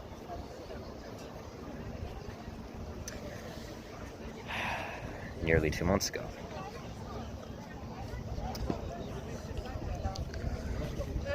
And seeing as I'm trying to, hopefully, I'll be able to leave the city now. I'm going to try to, because I initially wanted to leave maybe by early August. That didn't end up panning out. So now my goal, if I can achieve it, is to head into Longueuil, Quebec, sometime between August 22nd and August 25th. And then make my way through the countryside up to Lévis, Quebec. And in doing that, I have been trying to, I'm not worrying about it, as I don't believe in that philosophically, given with my philosophy of I'm going there to spend money over there and then just go here to spend money here and all the rest. I'm not overly worried about it, but that being said, I have been trying to slightly conserve some amount of my finances still, especially right now. And thus, though I want to, I desperately want to, I have not tipped. I've only paid the main bill for various meals of mine at many places I've eaten and have not left a tip, unfortunately. Some places I have, where I felt like, okay, I can spare some today in terms of finance. But other places, I sadly haven't, though I want to. I have the choice to, but I'm making the choice not to because of that, sadly. And here's the thing. In doing that, from various servers I've had, all the way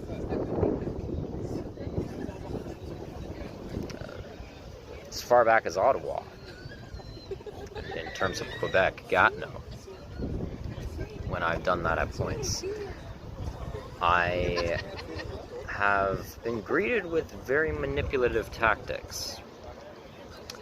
And I'm used to getting various overly judgmental and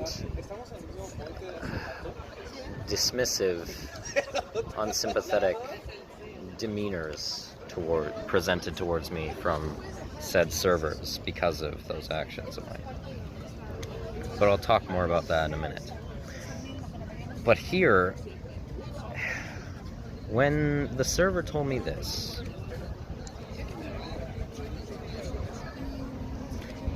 something emotionally just set me off. Well, that statement, something about that, well, it's because of it being completely morally deplorable. Set me off. And so I told them that, well, I unfortunately don't have the ability to tip at the moment, or I'm not going to be able to do that. And they're like, okay, well, here you go. Sorry about that. And so I paid my bill. And then I walked back to get my things from the table I was sitting at. And I was the only one in the restaurant at this point. They were cleaning up some dishes at the front. And I decided, yeah, I'm not letting this go. At all. No, not in the slightest. So, I turned on my camera, put it in my pocket, and I went up to confront them about this. As you will have heard, I asked, out of curiosity, why is that? Why exactly am I mandated to leave a tip, or you're going to refuse if I was to come back here? Which I most likely won't. Not as you heard in the video, though things were eventually resolved to some degree. I just may not, because there are other options for me to, places for me to eat at that haven't turned me down or refused me service even when I haven't left a tip or threatened me with that. But no, this was based on ethical principle. So I inquired to them about why they said that. And, well, you heard the audio. Very finicky and completely idiotic reasoning. So, what ended up happening after we stepped outside, me and the server, to keep talking about this, well, what ended up happening was, when our little argument came to a bit of a pause, I said, well, I paused it. I said, okay, I'll be right back. I'm gonna go get you money. Because clearly you want it so badly. And I came back with $10. Now they had tried to just get me to pay even so much as a $2 ticket. I came back with $10. And that financially hurt my bank account. For what I had was hoping to maybe keep it at least until tomorrow or the next day. Maybe even the day after that. Somewhat. Considering what I had spent today. That had diminished it. And when I came back, if you could hear in the audio, I came back into the restaurant and I said, hello, here you go, $10. And they were like, no, okay, all right. No, I don't want your money. It's okay. And then I said, oh, well, why do you not want my money now? You were so inclined to have it at least 7 minutes ago. What changed? Was it because of the fact that I told you that I was a homeless nomad? And that you never inquired, you never told me that a tip was mandatory coming in? I even asked, and it doesn't matter regardless. I would have the same way of being a nurse did this to me, which this employee was not a member of they were not a member of the executive policy enforcement of the business. It was just, I asked them if that was their boss's policy, mandatory tip. They said, no, that's my policy. Well, anyway, so they ended up getting very nervous at that, and then I felt very bad for that as well, for doing that. I didn't want to do any of that, by the way. Trust me, I took no joy in the actual scenario itself, doing that, making them feel uncomfortable. I didn't. But so anyway, we ended up resolving the conflict. They took half of the money. Well, no, actually, I eventually said, okay, it's an even number here, let's split it. You take $5 and I take $5, but even then they were refusing. And they ended up exchanging it for coins, and they said, you take $4 from it, 2 toonies, and I'll take $1, a loonie, from it. And they said, if you come back, you can come back here whenever you want. You showed me respect. It's clear that you show me respect and you care about me, which I'm happy that they understood. And then we parted ways. We fist bumped. They held out their hand for a handshake and then a fist bump, and I gladly accepted it. And then I left.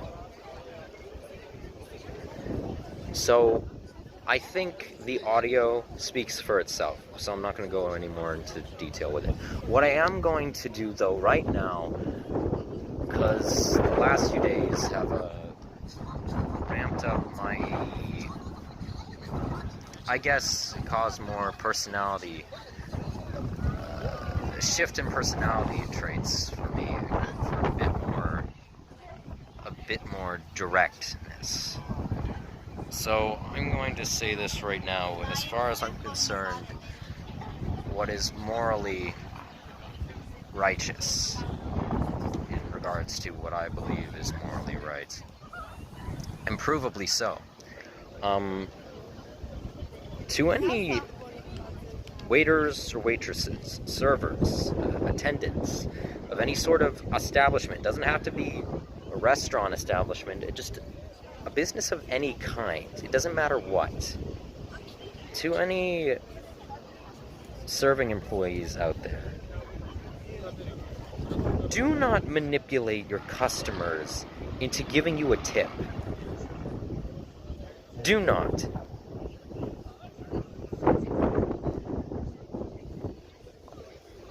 It really is so... It really is so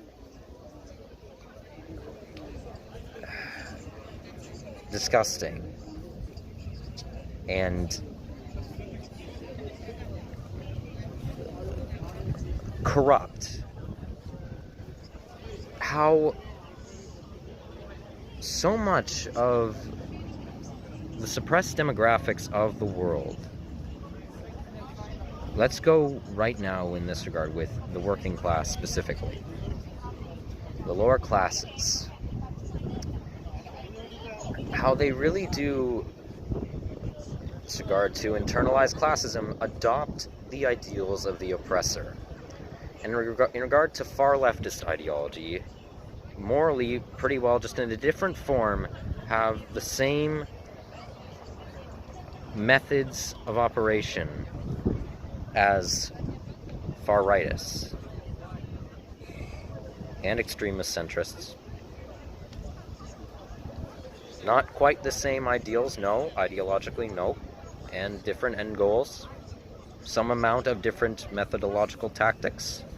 But ultimately, morally, practically condoning the same exact social behavior. And in relation to servers, you coercing, because that's what it was. It was the manipulation, the psychological manipulation tactic of coercion. Coercing your customers, the business's customers, into giving you a tip. or using the manipulation method of guilt tripping, as far as I'm concerned, baseless guilt tripping, is a destructive and dehumanizing and objectifying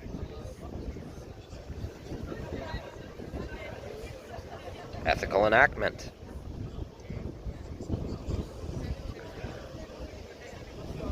And many of you out there may think, who heard that, who are watching this and heard that audio, and think I was being so spiteful, I was being so mean. That was very cruel of you, Cam, to do. That was very clearly the person got incredibly anxious over, well, you telling them that you were homeless and then giving them that amount of money. Well, it seems like you were just trying to make them feel bad. No, I wasn't. And no, I ultimately do not think that that was at all cruel. You know what that was? As far as I'm concerned, that was anger with compassion. And that was a learning curve for that employee. The reason I took out $10, I could have taken out maybe just $5. Could have maybe taken out $5 from, say, an ATM and exchanged it for some coins and given them exactly a $2 tip. But I gave them $10, or I tried to give them $10, ultimately didn't. I tried to because they did not. Okay, in regards to, focus, damn it. The so-called mandatory tip on their own policy enforcement. And then threatening, intimidating me by saying they will deny me service if I was to return to the restaurant, if not. Out of the blue. Well, it came out of absolutely nowhere. There was no signage, there was no indication. As far as I was aware, there was nothing that indicated a mandatory tip, and they never stated a mandatory tip. They just told me, okay, come in, sit down, have a meal, here's the menu. Oh, and let's not brush past the ageism there about, if you could hear in the audio when they said, how old are you? And I said 19, and they said, oh, okay, you're 19, you're an adult, you should know this, that you tip at places like this. That's a part of what you do in restaurant culture, especially here in Montreal. That's what you have to do. You should know this, you're an adult. As if conceptual knowledge is just zapped into people's frontal cortexes the second they turn 18, as if that's reality, which it's not. And one, that's also bullshit. That's not true. That's not even true of the culture of Montreal in terms of touring. Okay, I don't know where they've been spending their time at. That's blatantly false. It's appreciated, yes. I would have loved to, whilst not being financially strapped. But that's not the culture, clearly not. And if it was, toxic cultural tradition, detrimental cultural practice. Just because it's part of a fucking culture does not mean that it is beneficial. Sad reality. So, anyway, why I did that was so that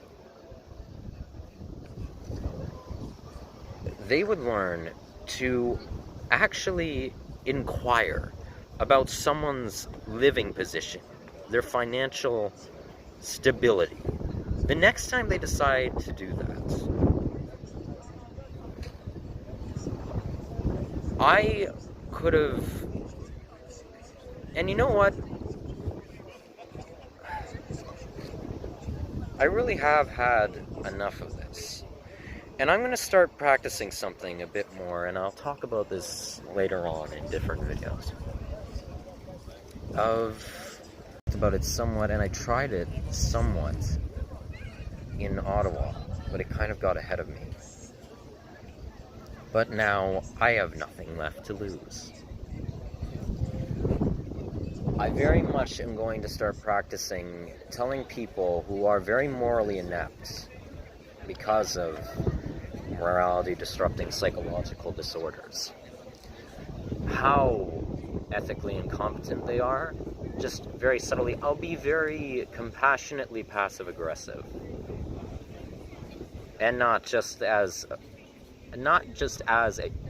a first tactic. No, I will not just do that at all to anyone who shows compassion, who shows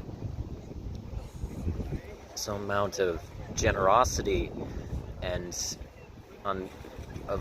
shows understanding.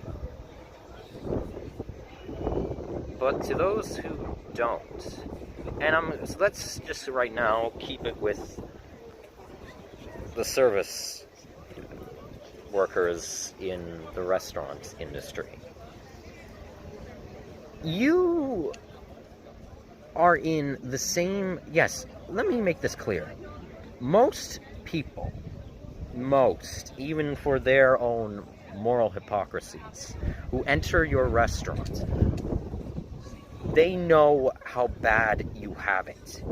They know the horrible wages you are paid, minimum wage, and most of that in most of the westernized world, and practically all over the world, some places less, where legally employers are granted the permission to pay them a set wage, less, very, very low amount for their country's currency,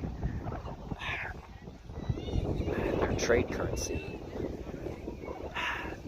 a very low amount, and make back a portion of what is legally set as, say, a minimum wage through tipping.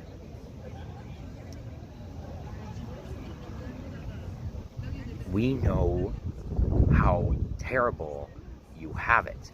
And guess what? Some of the people who walk through your doors are other servers as well, who have a serving job.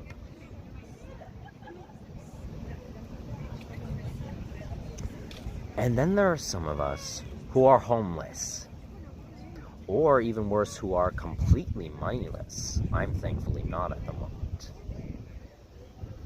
And we squander up enough from panhandling on the streets, or asking anyone if they have the ability to financially, if they'd be so generous to give us some amount of finance. And then we go spend that at your restaurant. For you to manipulate your customers to try and gain a tip so that you can pay back your bills, your rent, your pointless post-secondary tuitions, your any other expenses you need, food, hydration, clothing, all the rest, hygienics. It's deplorable. You don't even, what especially gets me is you'd manipulate. You don't even ask if they are able to pay it back. You don't even ask their financial situation. You don't try to find out anything more about the person. It's depraved. It's the same thing that the authoritarian economic oppressors do to you. Your landlords do to you. The apartment complex owners do to you. The hydro companies, the water supply companies, central heating and cooling companies, the governmental taxes, it's the same thing that they do to you.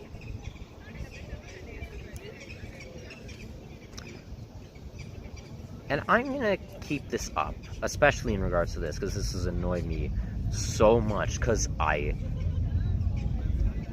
practically frequent restaurants, and almost always small businesses. I try to avoid moderate to mega corporate restaurant chains like wildfire, like running from a wildfire. I try to avoid them. I'm going to keep doing this if it gets to a point like that, in terms of refusal of service, or becoming so dehumanizing, becoming so egotistic as this employee was.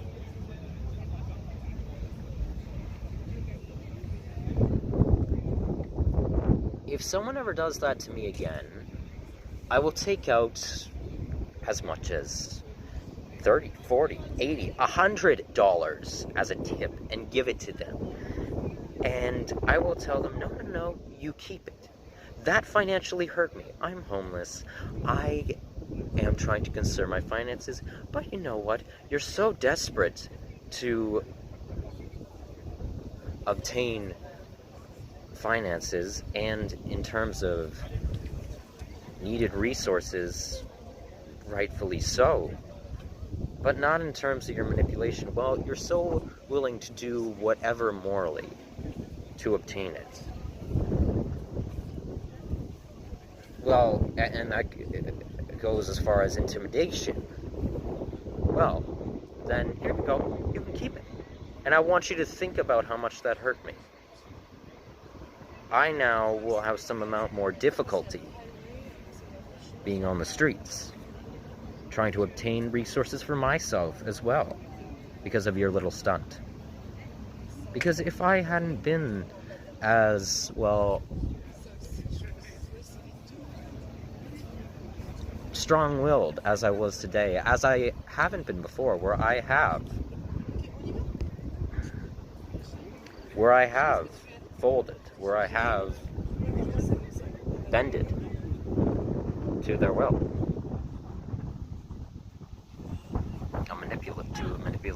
to multiple manipulators' wills. Well, if I had been someone who was in the same situation as me right now, and who was more highly anxious, easily intimidated, and was more fearful of being denied service, if it was an establishment that I kind of relied on, well, I want you to think about that the next time that you try to coerce someone into giving you a tip.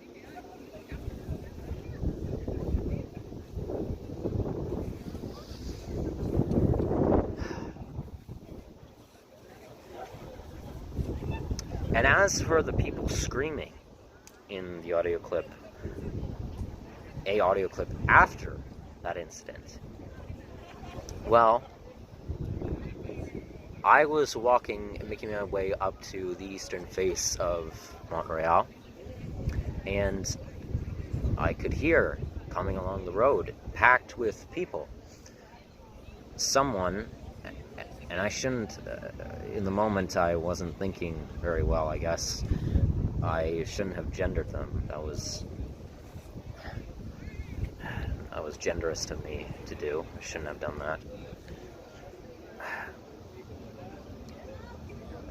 There were two individuals walking along, and one was screaming at the other and assaulting them, slapping across the face. And they were very clearly very reserved. They were very scared and fearful. They were very tensed up as they were walking along, and they were just taking the hits as they were screaming at them. And then I just said, hey, enough. I said enough. You could hear. And I tried offering my assistance, and the only reason, as you will have heard, that I told them I was a neuroscientist, and I was going to continue with specializing in works of psychology. Maybe I could help here resolve the dispute. Well, that's the only reason why I tried to offer some amount of assistance, because what they were doing was a very, very unhealthy, unproductive, and morally and a demoralizing way of dealing with that, whatever issues they were dealing with at that current time. I could make a few guesses as to what, given what the said highly aggressive individual was screaming about. And unfortunately, the friend of theirs who I ended up encountering down a ways on the road used some ableist slurs against the assaulter. Sadly, so no, they are not any of those things in terms of the slurs, that what they mean, but they very clearly were to some degree psychopathic and were very aggressive, very, well, if this would ever focus, it keeps going out, and very, very domineering, authoritative. I could take a guess as to, again, what they were screaming about, some amount of maybe borderline-ish, maybe they had borderline personality disorder. But, well, I'm hoping that that friend of theirs will keep a watch over them to make sure that it doesn't escalate. But, well, I finally stepped in. I really do need to. Okay, you know what? I'll address this at a different point. My phone needs charge. But, well,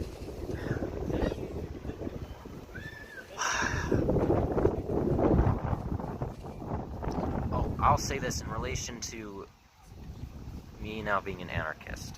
If you go back and relating to something like that, well, I finally acted upon stepping in some way to the situation. And for those of you who will have watched, if you go back and watch or have seen my video of things are very uncertain, me leaving Toronto alone video, about a year and a half ago now, or so. At the end, in the audio recording of the kidnapping that I witnessed, this will not make sense if you haven't seen that, so go watch it at the end. I said to alert the Toronto authorities if you see anyone matching know anyone with similar the voices of the assailants in the video. Well, that was when I was a libertarian. Now, me being an anarchist, don't do that. Don't alert authorities. That's all I have to say about that, and it's a sad situation what I witnessed back there. But you know what? At least now I finally stepped in a somewhat similar situation. You know what? I'm going to charge my device and then continue ranting and showcasing things. I was hoping to, well, as you can tell, I'm outside of the observatory, which I thought was just purely a lookout and display. It's actually a laboratory. And I asked an attendant worker down below what that meant. She didn't know what it was referring to in terms of the building structure. But, well, I was hoping to, and I'll explain that in a bit, I was hoping to explore the area, as this is a part of Westmount, during the daytime more, but, well, that didn't end up panning out, so, oh well. Alright, let me charge this.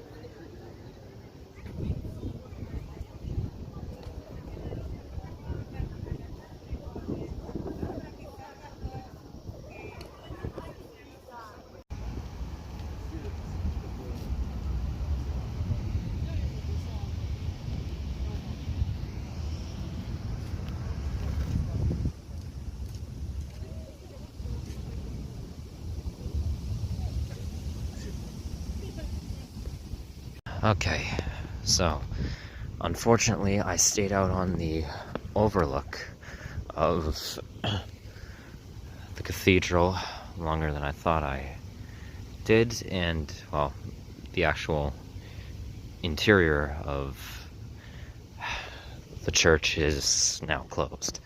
I wanted to show inside of it, but I'm gonna have to come back to do that. Okay, you're just blowing trash debris. You scared the living shit out of me, but as you can tell, I am back in Economic Corruption Central. So, okay, I've decided, considering how long this video is going on for now, I clearly will not have time to go into Griffintown and Verdun and showcase, well, those districts full through in this video, at least for the amount of time I would have liked to give to them, so that'll have to be for the next video, as well as, unfortunately, attending the 2 other strip clubs, Club Wanda's and Kama Sutra Club. So, my apologies. And, well, I feel that I should address, or once I get down to it, I will address some hypocrisy on my part, a hypocritical action technically, in relation to the apple, or the 2 apples, actually, that I took from that one mega wealthy individual's mini orchard they had growing in their yard. Now, well, yeah, I'll discuss that when I get down to it.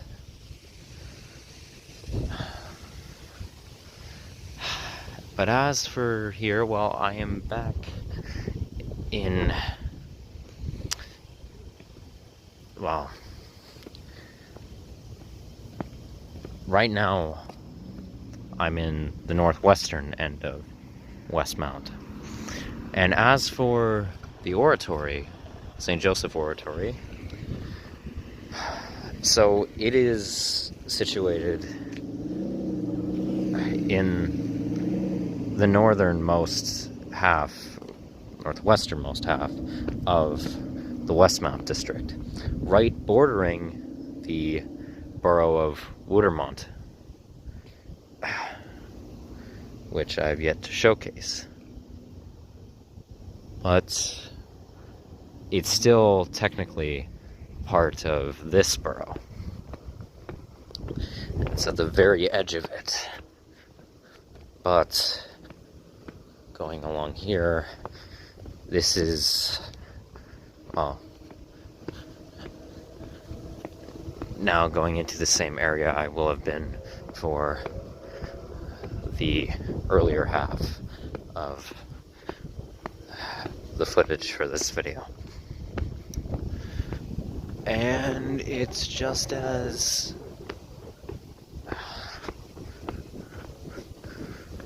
excessively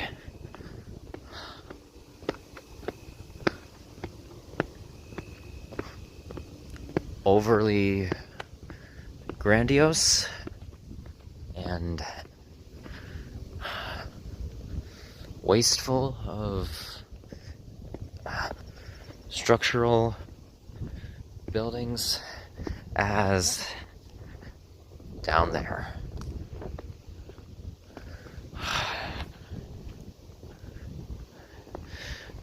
And if you look, so also I failed to mention, if you look on satellite maps, if you look on Google Maps particularly, at this area, you'll notice a lot of landmark houses, I guess you would call it, for those of prominent former politicians and business CEOs and executives and capitalist philanthropists or religious figures, extensively famous religious figures, houses that were once set here on this face of the mountain, or at the very least what the current housing structures that are there still standing were once the residence of very, very prominent figures in certain amongst specific demographics. And I did mention when I was first here, I was coming into this portion of Westmount, that, as you can now clearly tell, it is, in modern day, it's home to various extensively, well, that's a very loose metal covering, extensively rich and well, highly monopolistic individuals. Mass amounts of those who are very much larger end millionaires, like in the 100 millions, to billionaires.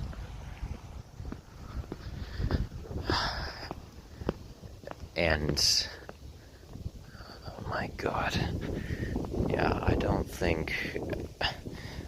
even think I needed to state that, as I think the area speaks for itself in terms of class communal residence.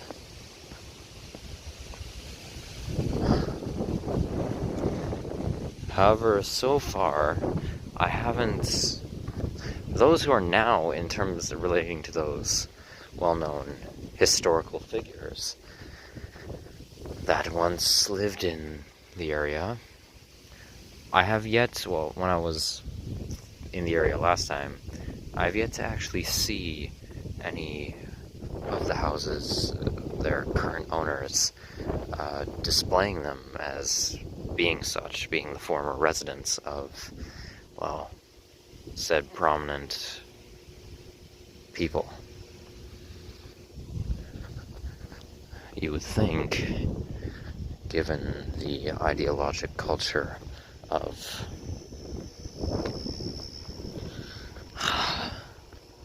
elitism, it would be some amount of highly favorable bragging rights. But, okay, I guess it's really just, maybe most of them are relying on word of mouth.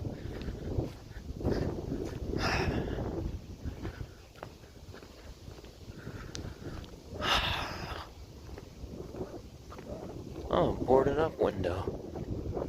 You don't typically see that in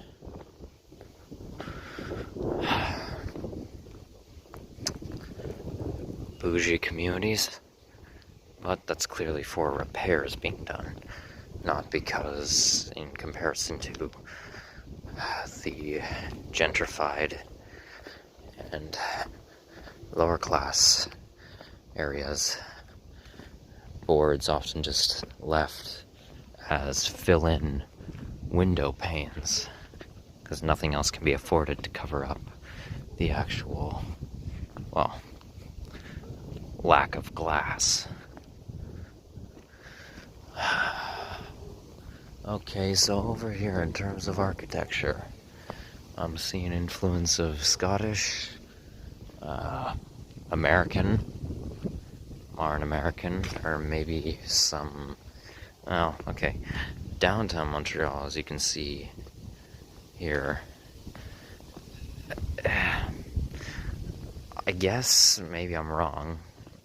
Architecturally, maybe could be considered a more modernized version of more Art Deco style buildings. Maybe not. And cities like New York City and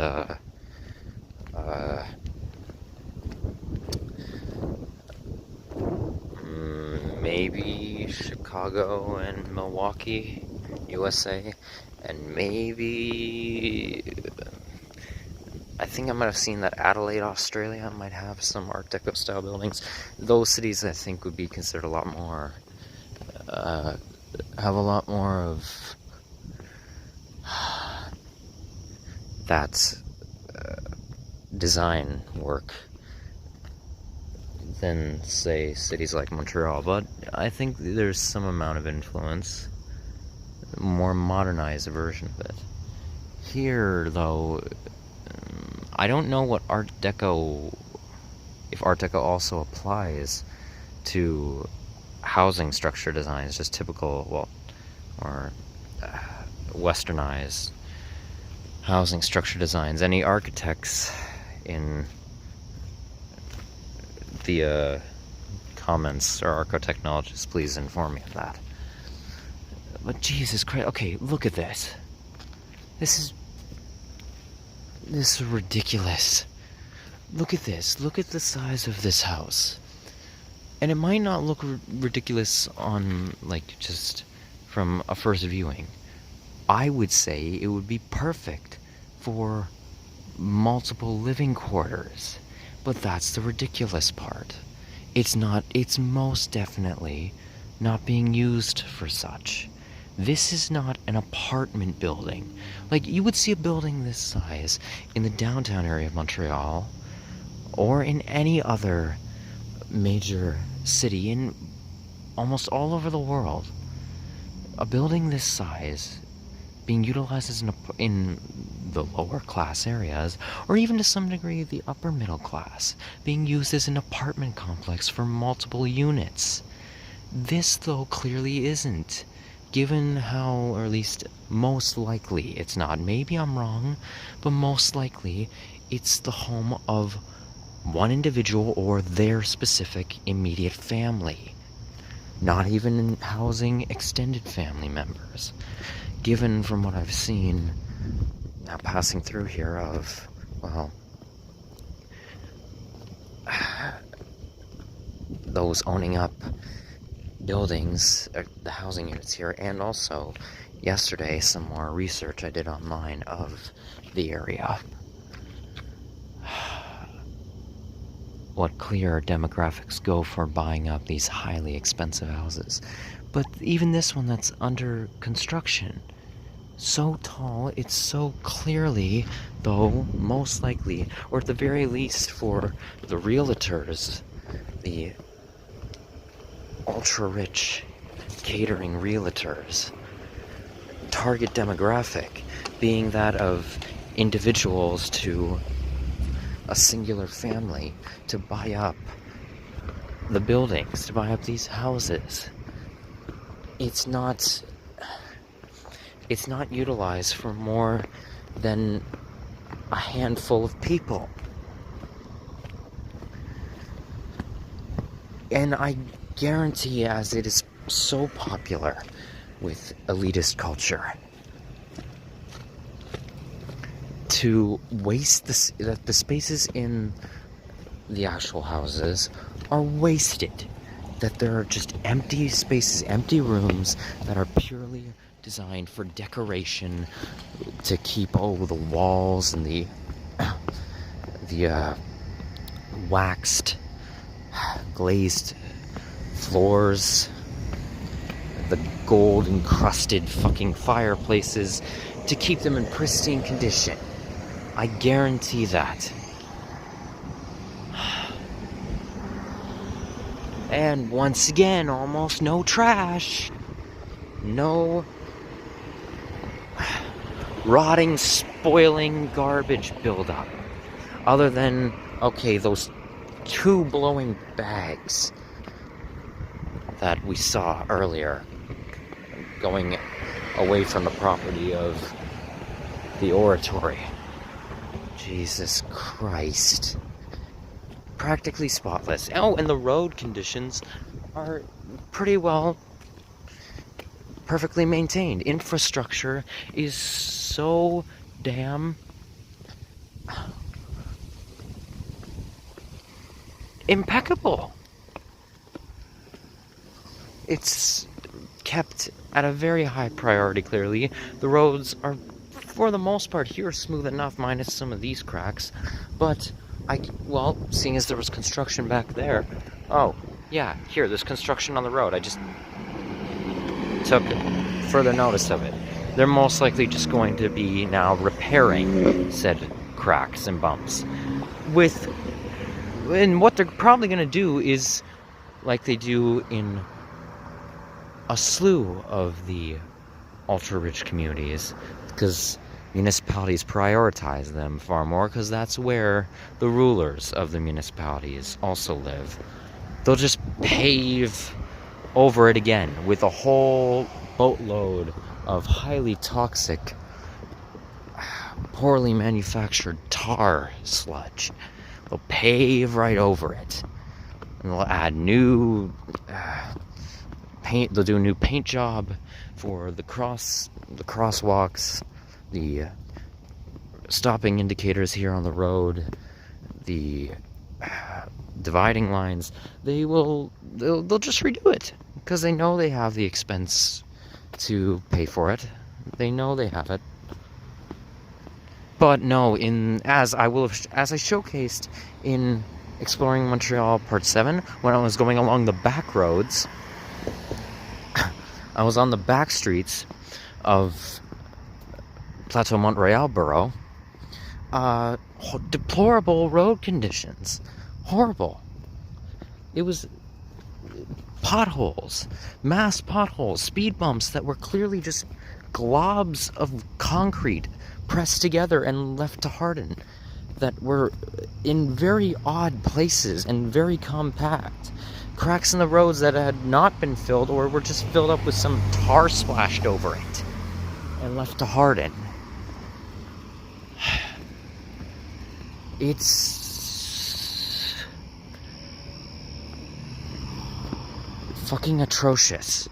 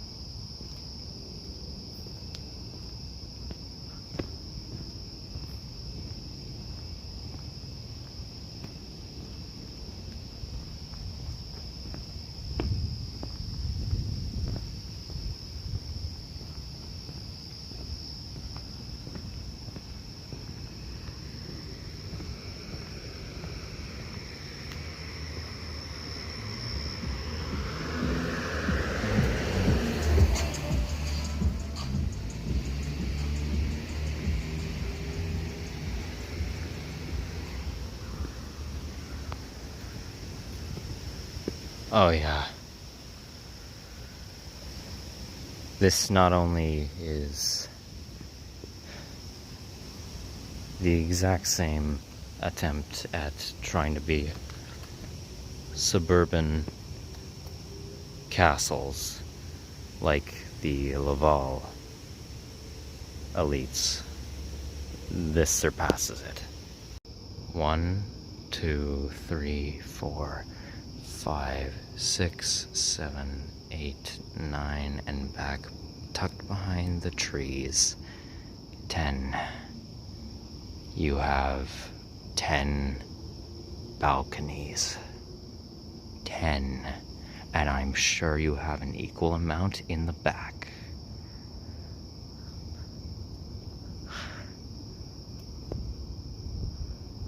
And as for your neighbor,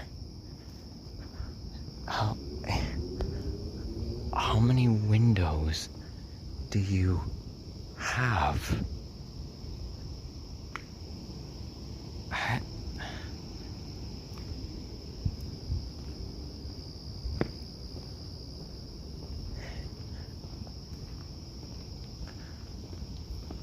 And what is the use for all of them? I guarantee it's not for air circulation.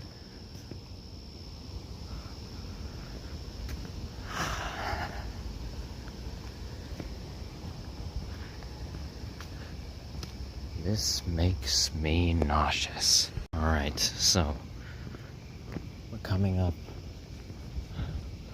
on the house that has the apple trees.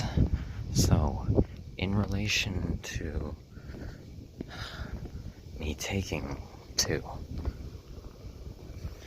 you might think, and you'd be right, technically, Cam, is this not hypocritical of you? You're against morally behaving in the same way as those who degrade and project forceful control over those in any sort of communal environment, in any social setting. So, if you're against that, and you've obviously said that you're against stealing as well, even if you're financially desperate, but yet you took 2 apples from here. How do you justify that? Well, I don't entirely. I was hungry, and I thought I'd try some. But here's the thing. I'm not going to use the excuse that these bastards have stolen the land, have privatized it for their own authoritarian economic control. Because in that regard, I've taken something that they've proclaimed to be theirs when they stole it, and done it by force, without permission. So technically, yeah, I committed the same exact act. But here's the thing. In regards to this, and to my ideals of people, and the fact that they should be, and I hope one day they do, go against these oppressive dictatorly systems in mass and refuse to comply with them. In terms of items in relation to those who provide resources such as, well, nutrients to a community, in a capitalist system, those had initially been purchased through or are being paid off through in what remains of a capitalistic system, while payments, billings, to those who supplied the resources to a said business owner. But after that has occurred in terms of payments, or whilst it's happening, well, the transaction already occurred. So as far as I'm concerned, that's technically your stock, if you're following my logic. And in this regard here, practically you could see it as if you were taking even so much as wild fruit on governmentally owned land, which is just another form of privatization. Well, then technically you're stealing constantly if you were to pick any sort of wild fruits or vegetables. Sadly. Even out in the far countryside or wilderness of a nation. So technically I also did the same thing in Ottawa. Ottawa has a plethora of fruits growing in its suburbs all across the city. And that's on privatized land. And I took it. And for other homeless who are malnourished or starving, I would advise the same. In fact, I'm going to say for here, but I'll provide a bit of a more morally competent, I guess I'll say, means of obtaining the fruit and ways to enact getting it. Try to, at least. A bit more of what I would consider to be a more ethical way of doing so. I would advise any homeless watching this who are in Montreal, come up here in the night when no one's around. Obviously, it's more of a desolate road at this hour. And take from here if you have no other means of food, if you don't have enough money to purchase some at your local, whatever stores are in your local area. Come up here in the night, take a few in a bag or so, and go off with it. Be discreet.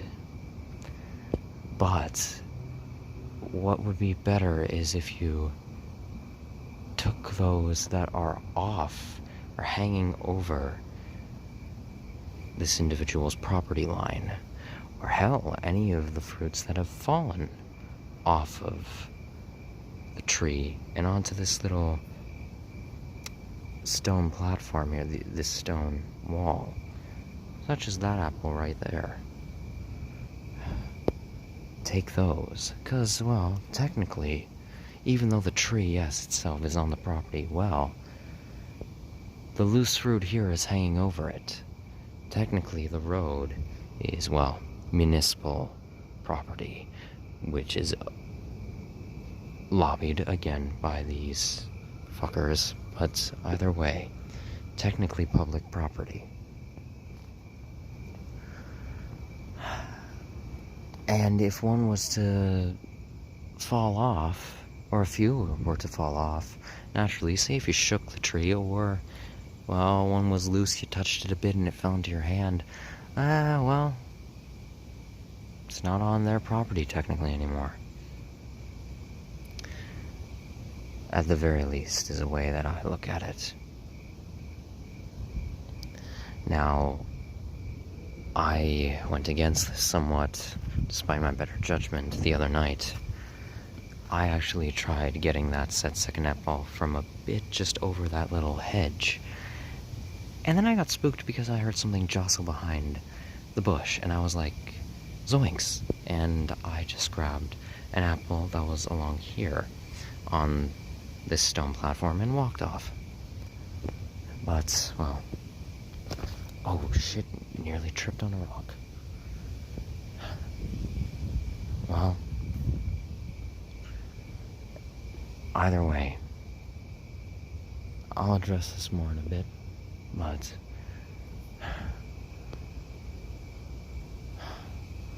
right now,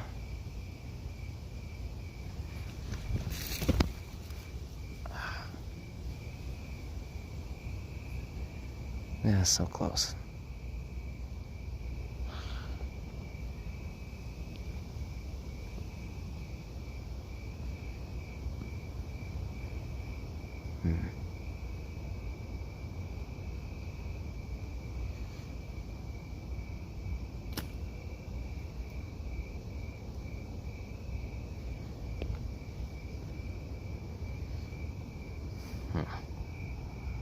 Maybe.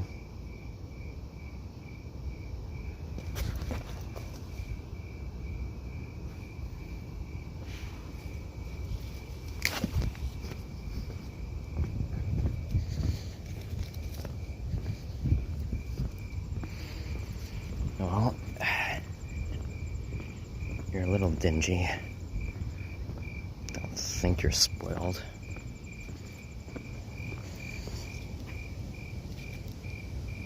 Okay, maybe not. Well,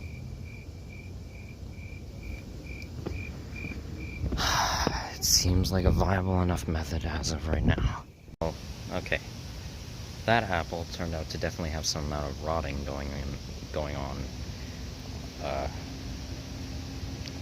on itself.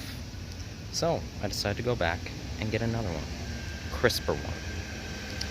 I slightly lost my grip on it and it bounced off the road, but I quickly grabbed it. So, well, I think the 5-second rule is safe enough in this area at the very least.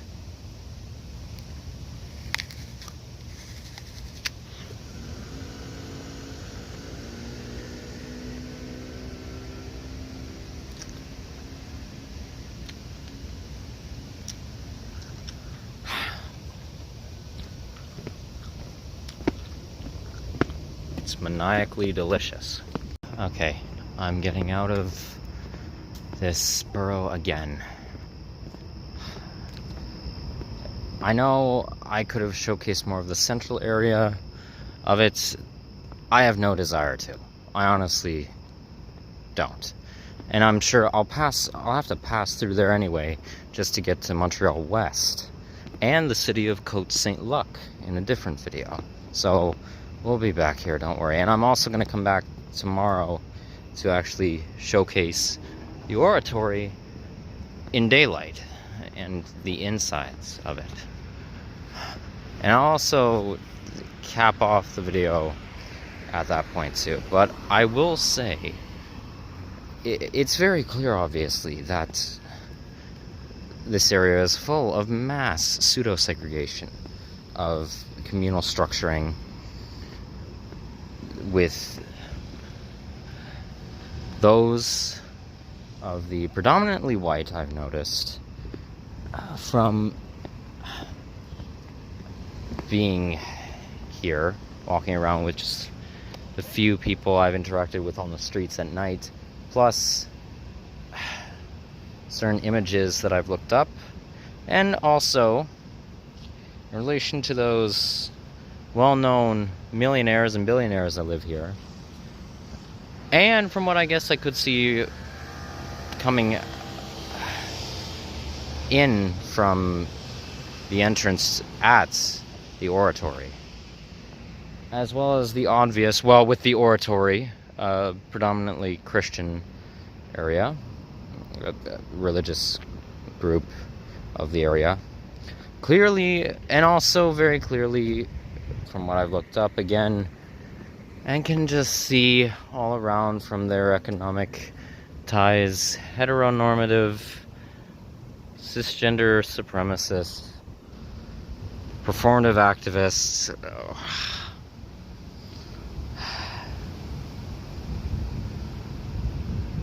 degradators, all of them. Clearly separated off from those of all demographics that live down here and cultures that are placed into these areas, who are pushed into these areas more so.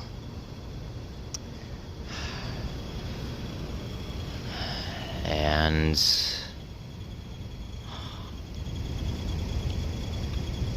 it's very clear that okay, I was waiting for these fucking morons to pass. Yeah, I don't know if you could tell that officer was staring at me very much with a bit of it looked like a more judgmental look. Now maybe they were just tired, maybe that was just more of a resting face and they were resting their face cheek to their index finger and thumb. I don't know, but I was waiting for them to go zipping down the road and get the fuck out of my eyesight.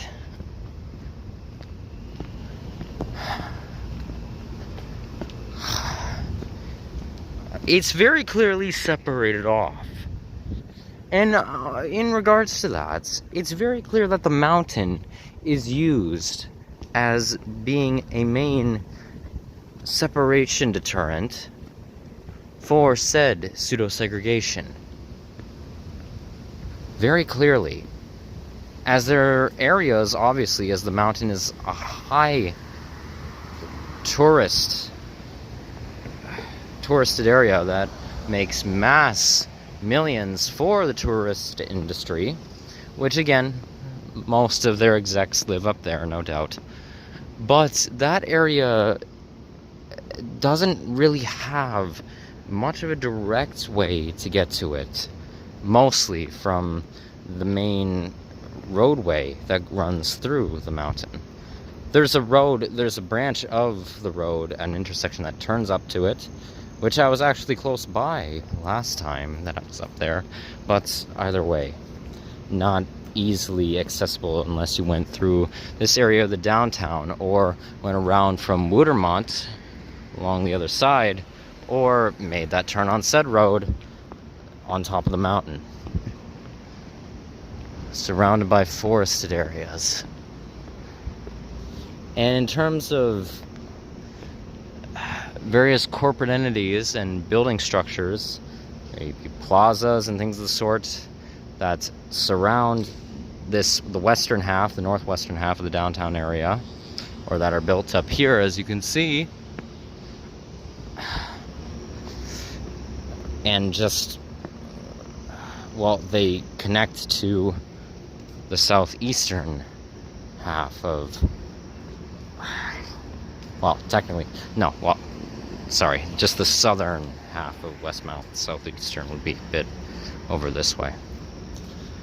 It's very clearly, they're all built up there, one, for mass financial profiteering, two, to keep their communities separate from the communities down here.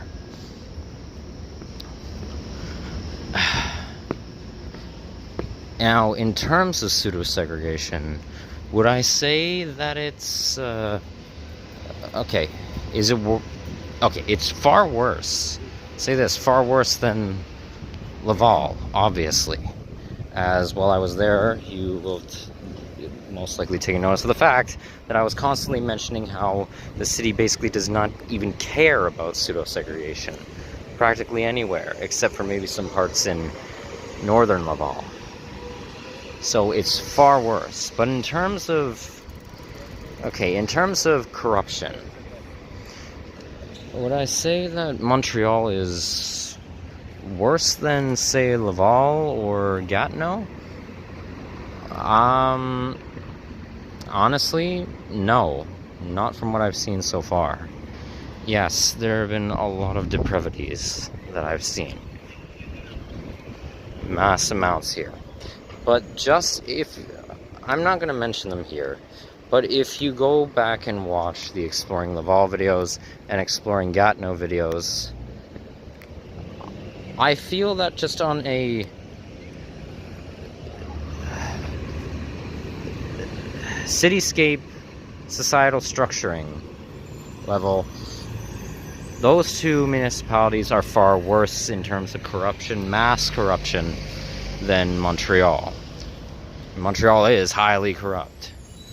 Is it worse than Toronto?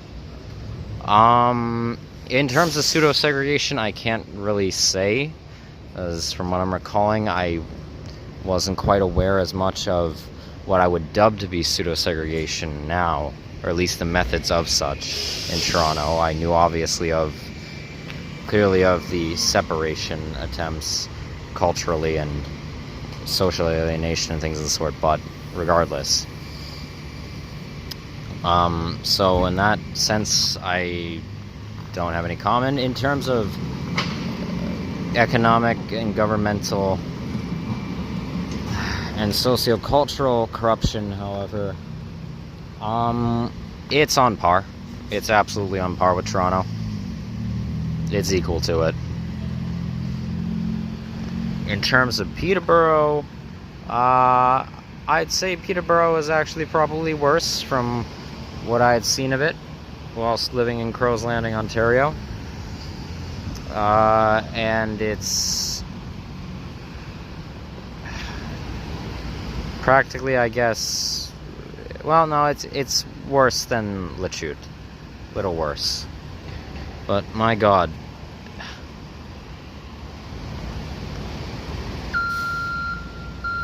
Okay, you know what? Enough recording for tonight. I'm tired. Alright. I'm back here. during daytime hours, and well, I'll give it this, it is a marvel to behold in terms of architecture. I was in the, this is called the Basilica portion of the oratory before, but I didn't film it. And I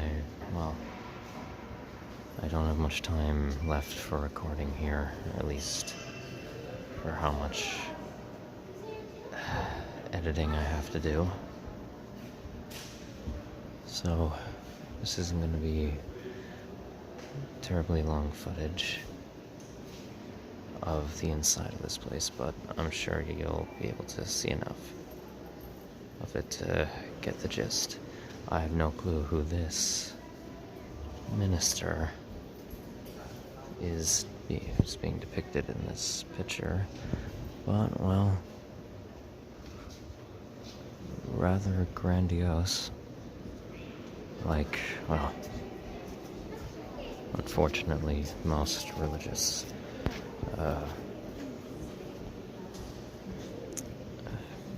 artistic depictions are. Sadly.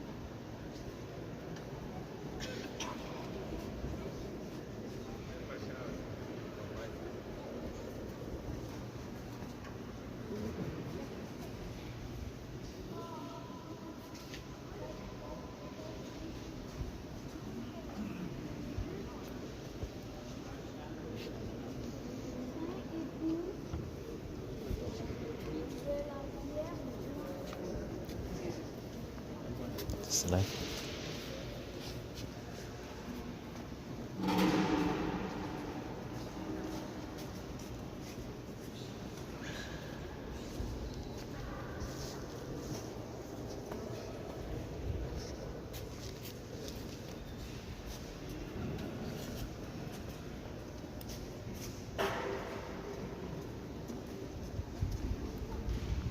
So, from my research, not only is St. Joseph Oratory the largest, well,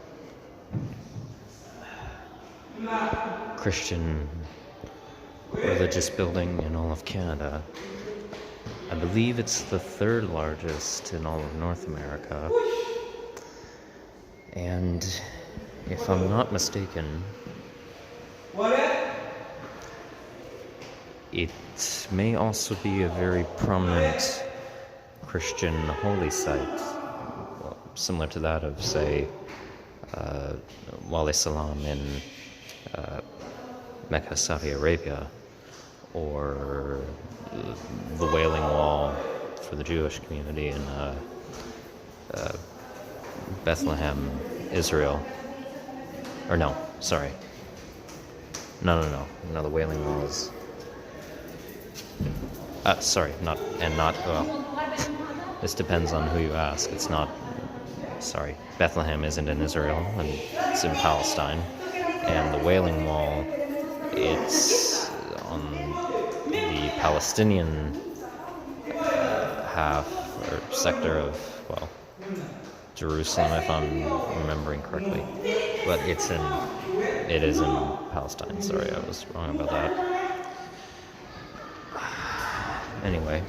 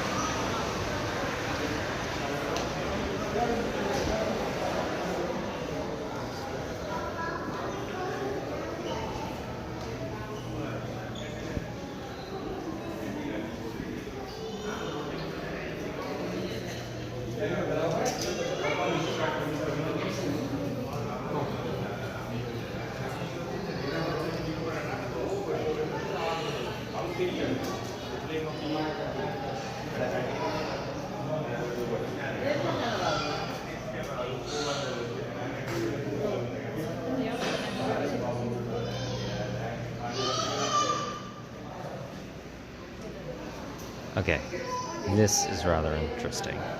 So, if I'm reading this correctly, right next to the main structure of the church is a smaller church, which is labeled as the original chapel. So I'm wondering if, going by its name, is that the original St. Joseph church that was here before the oratory? And then they decided to construct a much, much larger cathedral? Because if so, then that's quite a drastic uptick in size. I'll show it from an outside view. Just hold on. This right here. Okay. This is the original chapel.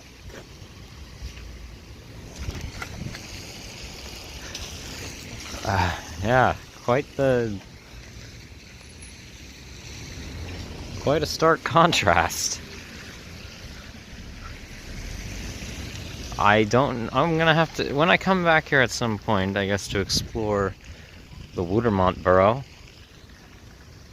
just neighboring it, seeing as this is part of Westmount still, I'm gonna have to find out more about what was the decision process between this and this massive upscale in design and size. So, yeah.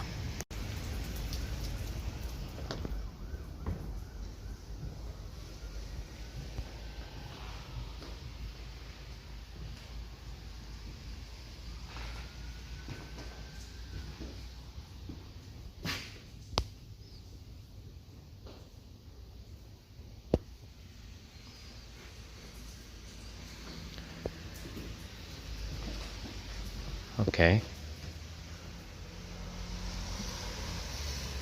I guess maybe some of the Christian priests or monks that used to pray here used platform 9 3/4 logic when designing this place. Interesting.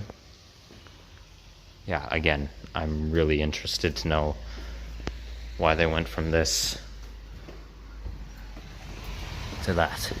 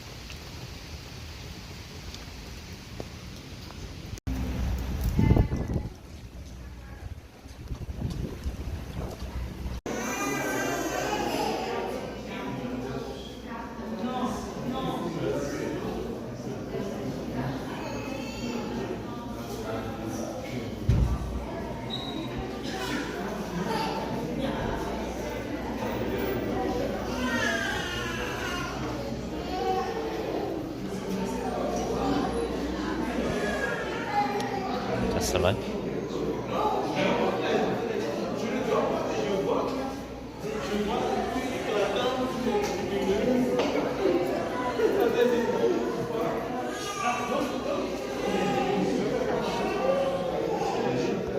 Well, that's interesting. Some of the wax figures are whitewashed, and the other half appear to be of actual Arab descent. That's peculiarly half racist, half ethnically accurate choice.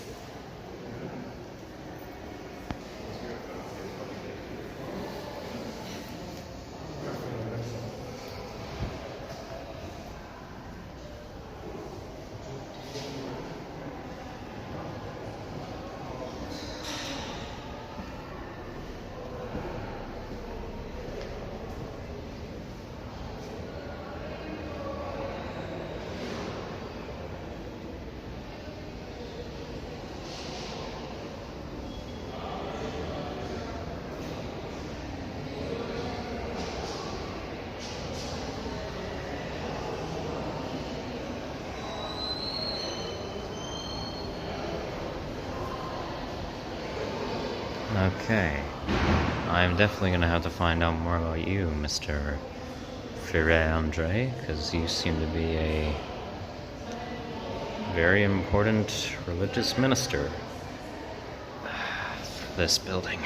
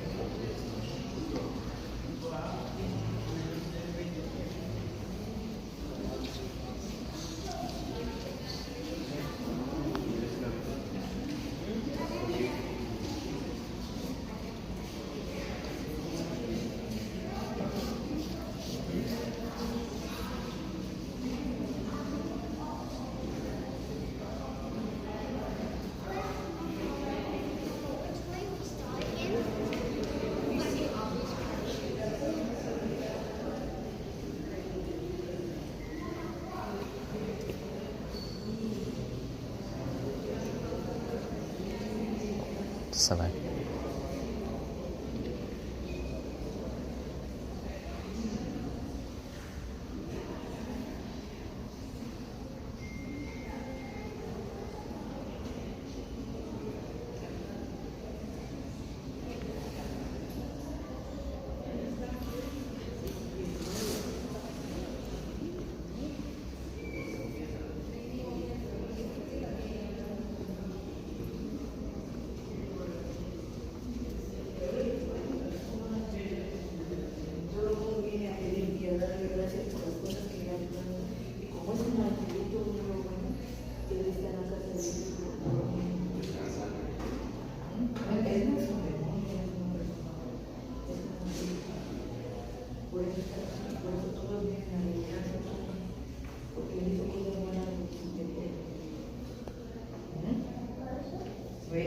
Y como se portó bien toda su vida, él está aquí.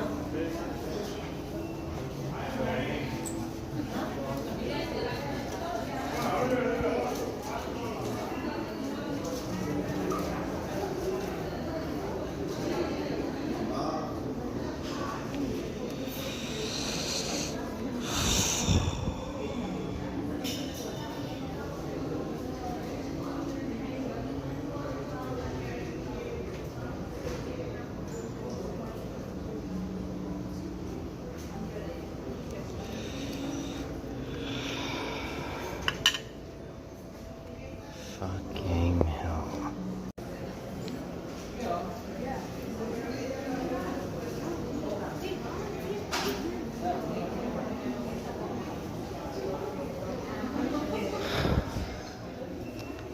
This is incredibly racist.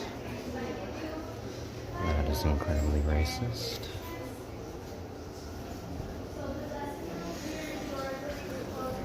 This is incredibly racist. And this is monumentally racist.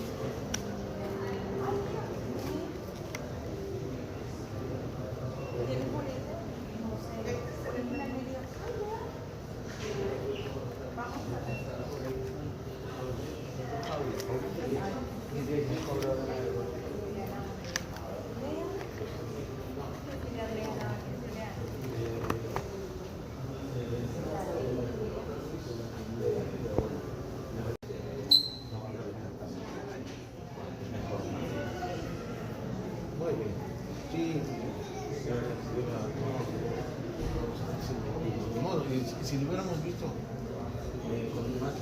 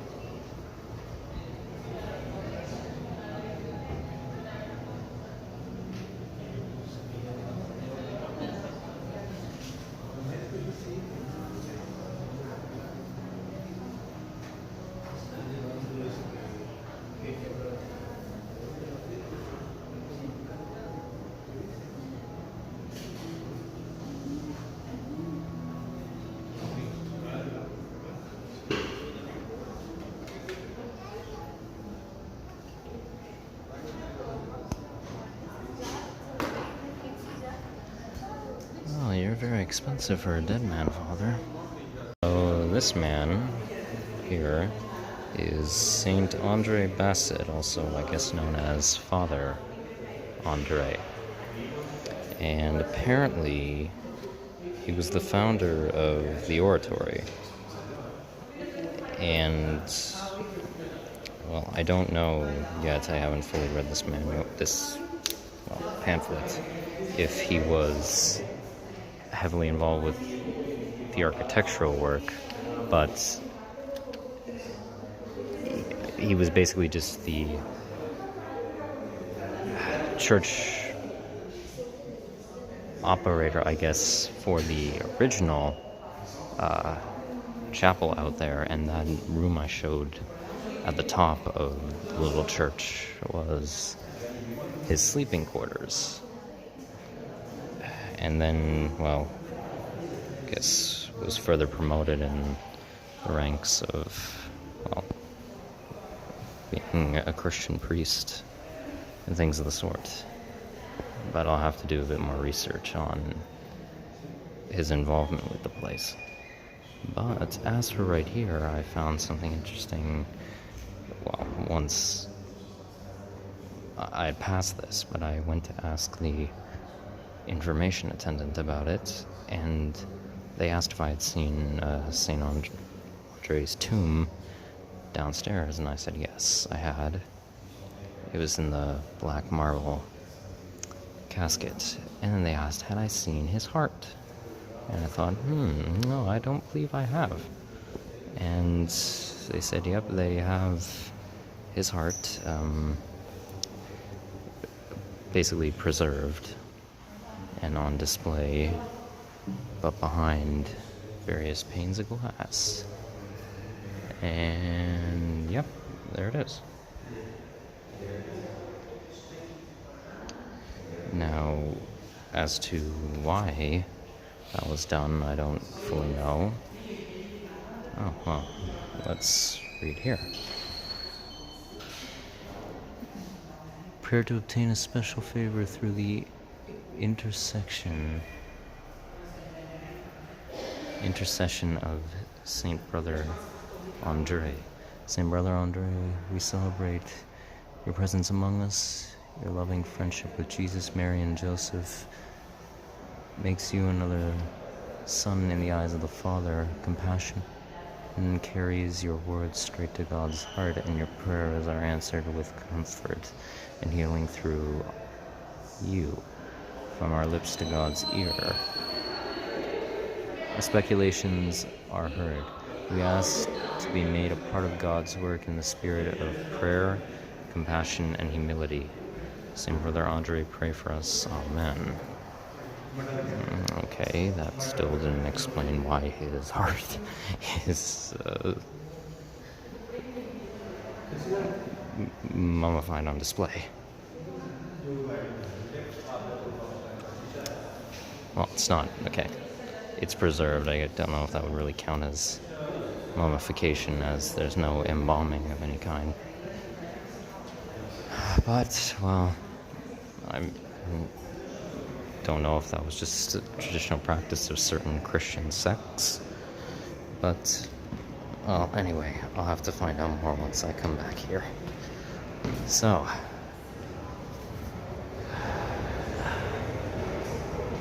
there you have it. So, I found out a little bit more, some amount more information in regards to Saint Andre Bassett and Saint Kateri Tekakwitha, I believe is Saint Tekakwitha, I believe is how you pronounce her last name. So he was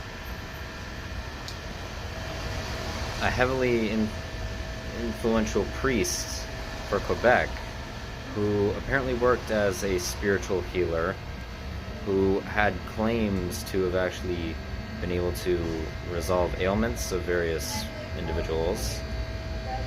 In that regard, I would think most of the ailments they were suffering from were psychological disorder or psychosomatic physical problems. But either way, he became known as that. And that smaller church, the chapel on the face of the mountain, was the original, yes, the original one that he operated out of in terms of holding, I guess, ceremonies for said healing practices and worship what was just known as silent worship by many in his practice of Saint Joseph, which I didn't know was referring to a Joseph as in Mary and Joseph, in accordance with Christian mythology, the adopted father of Jesus Christ. And it's a very interesting history. I'll talk more about it in a different video. And as for Kateri Tekakwitha, well, from everything I found, she was a Mohawk indigenous medicine woman from the American state of New York who converted to Catholicism, or one of the practices of Catholic Christianity, during her lifetime. Now, there is, as I was expecting to find in terms of online discourse, mass controversy around, well, her lifestyle. Mainly because there are those who claim, and rightfully claim, that she had suffered from internalized racism in relation to European colonialism, which could explain it, but also, well, there's not a whole lot I could even really find on her specific life other than she traveled from New York, United States, to Quebec, Canada, and specifically to the city of Kennewac in the greater Montreal area, outside of the southwestern half of Montreal Island. But, well, very controversial figure. Apparently she was very compassionate, a very kind person in accordance with historical logging from various accounts of other people, and practiced healing, spiritual healing in that sense. Basically, it seemed like a indigenous Mohawk practices with some amount of Christianization. Now, again, I couldn't find any information as to her, well, I don't know, obviously, if she had used critical thought process to come to the conclusion of conversion spiritually to that of Catholicism, or had adopted more Catholic traditions because of oppressive religious forces and the racial suppression of her people group. I don't fully know, but she wasn't regarded as a saint during her lifetime. She was only actually recently, it's called canonization by the Catholic Church. She was canonized as a saint, I think it was maybe 6 years ago. Interesting. But okay, despite all that, I still stand by what I said in the clips before, as the operations of... It's clear that the operations of the church now are for drumming up tourism and this more so oppressive neoliberal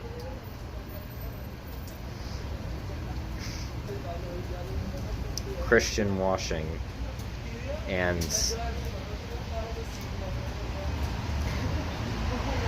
mentality of see, they can believe in our creator as well.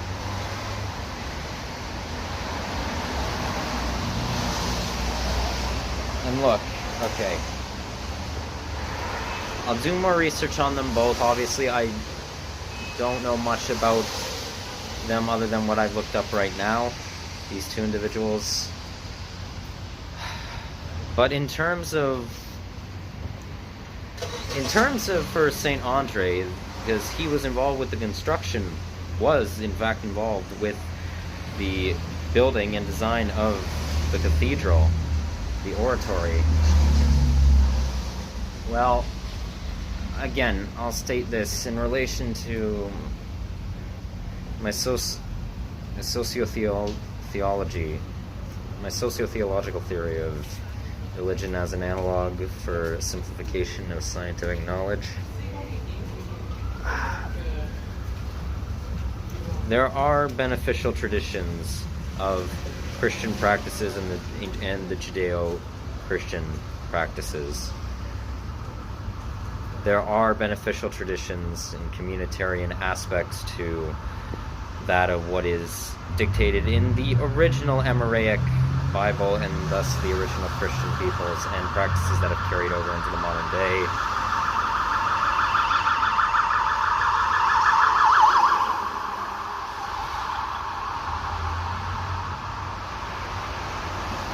But unfortunately, there are a whole slew of highly problematic ones as well.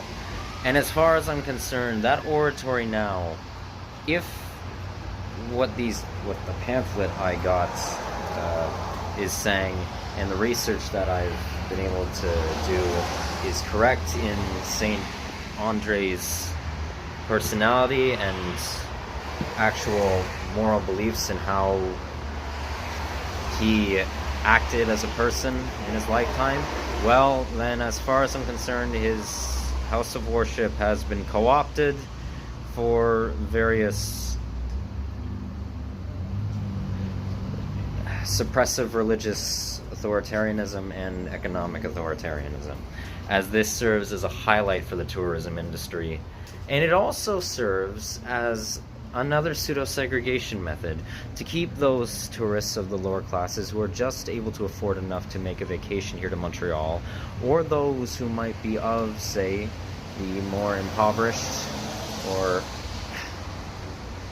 those of other demographics who are away from Westmount. Well, it's another method of keeping them away from the area by making that the main highlight of this portion of the mountain.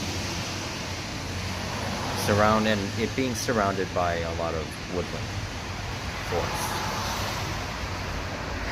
So it just...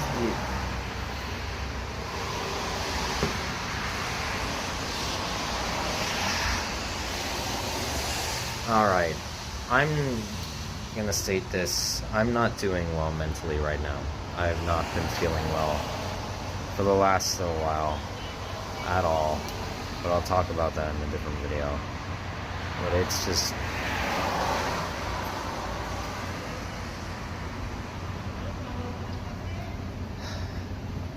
basically, conclusion of this video, the mountain serves as a method to keep the poor, the blacks, the Hispanics, the gays, the transgenders, the Jews, the Muslims, the Hindus,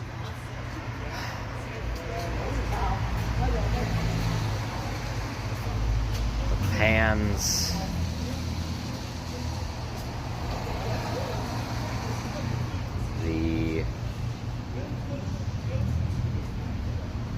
the artists who try to promote some amount of genuine representation of various backgrounds and cultures, people groups. And all the rest in between, it just serves as another method utilized by elites to keep them away.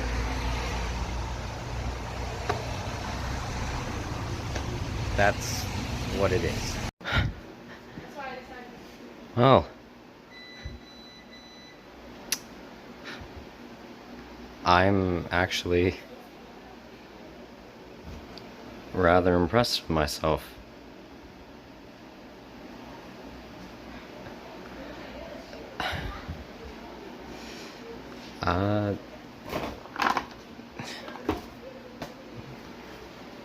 Well, I'm no Bob Ross, but he was 100% correct when he said, well, anyone can paint, or at the very least, well, can create art in, I guess, some canvas format, this time a chalkboard.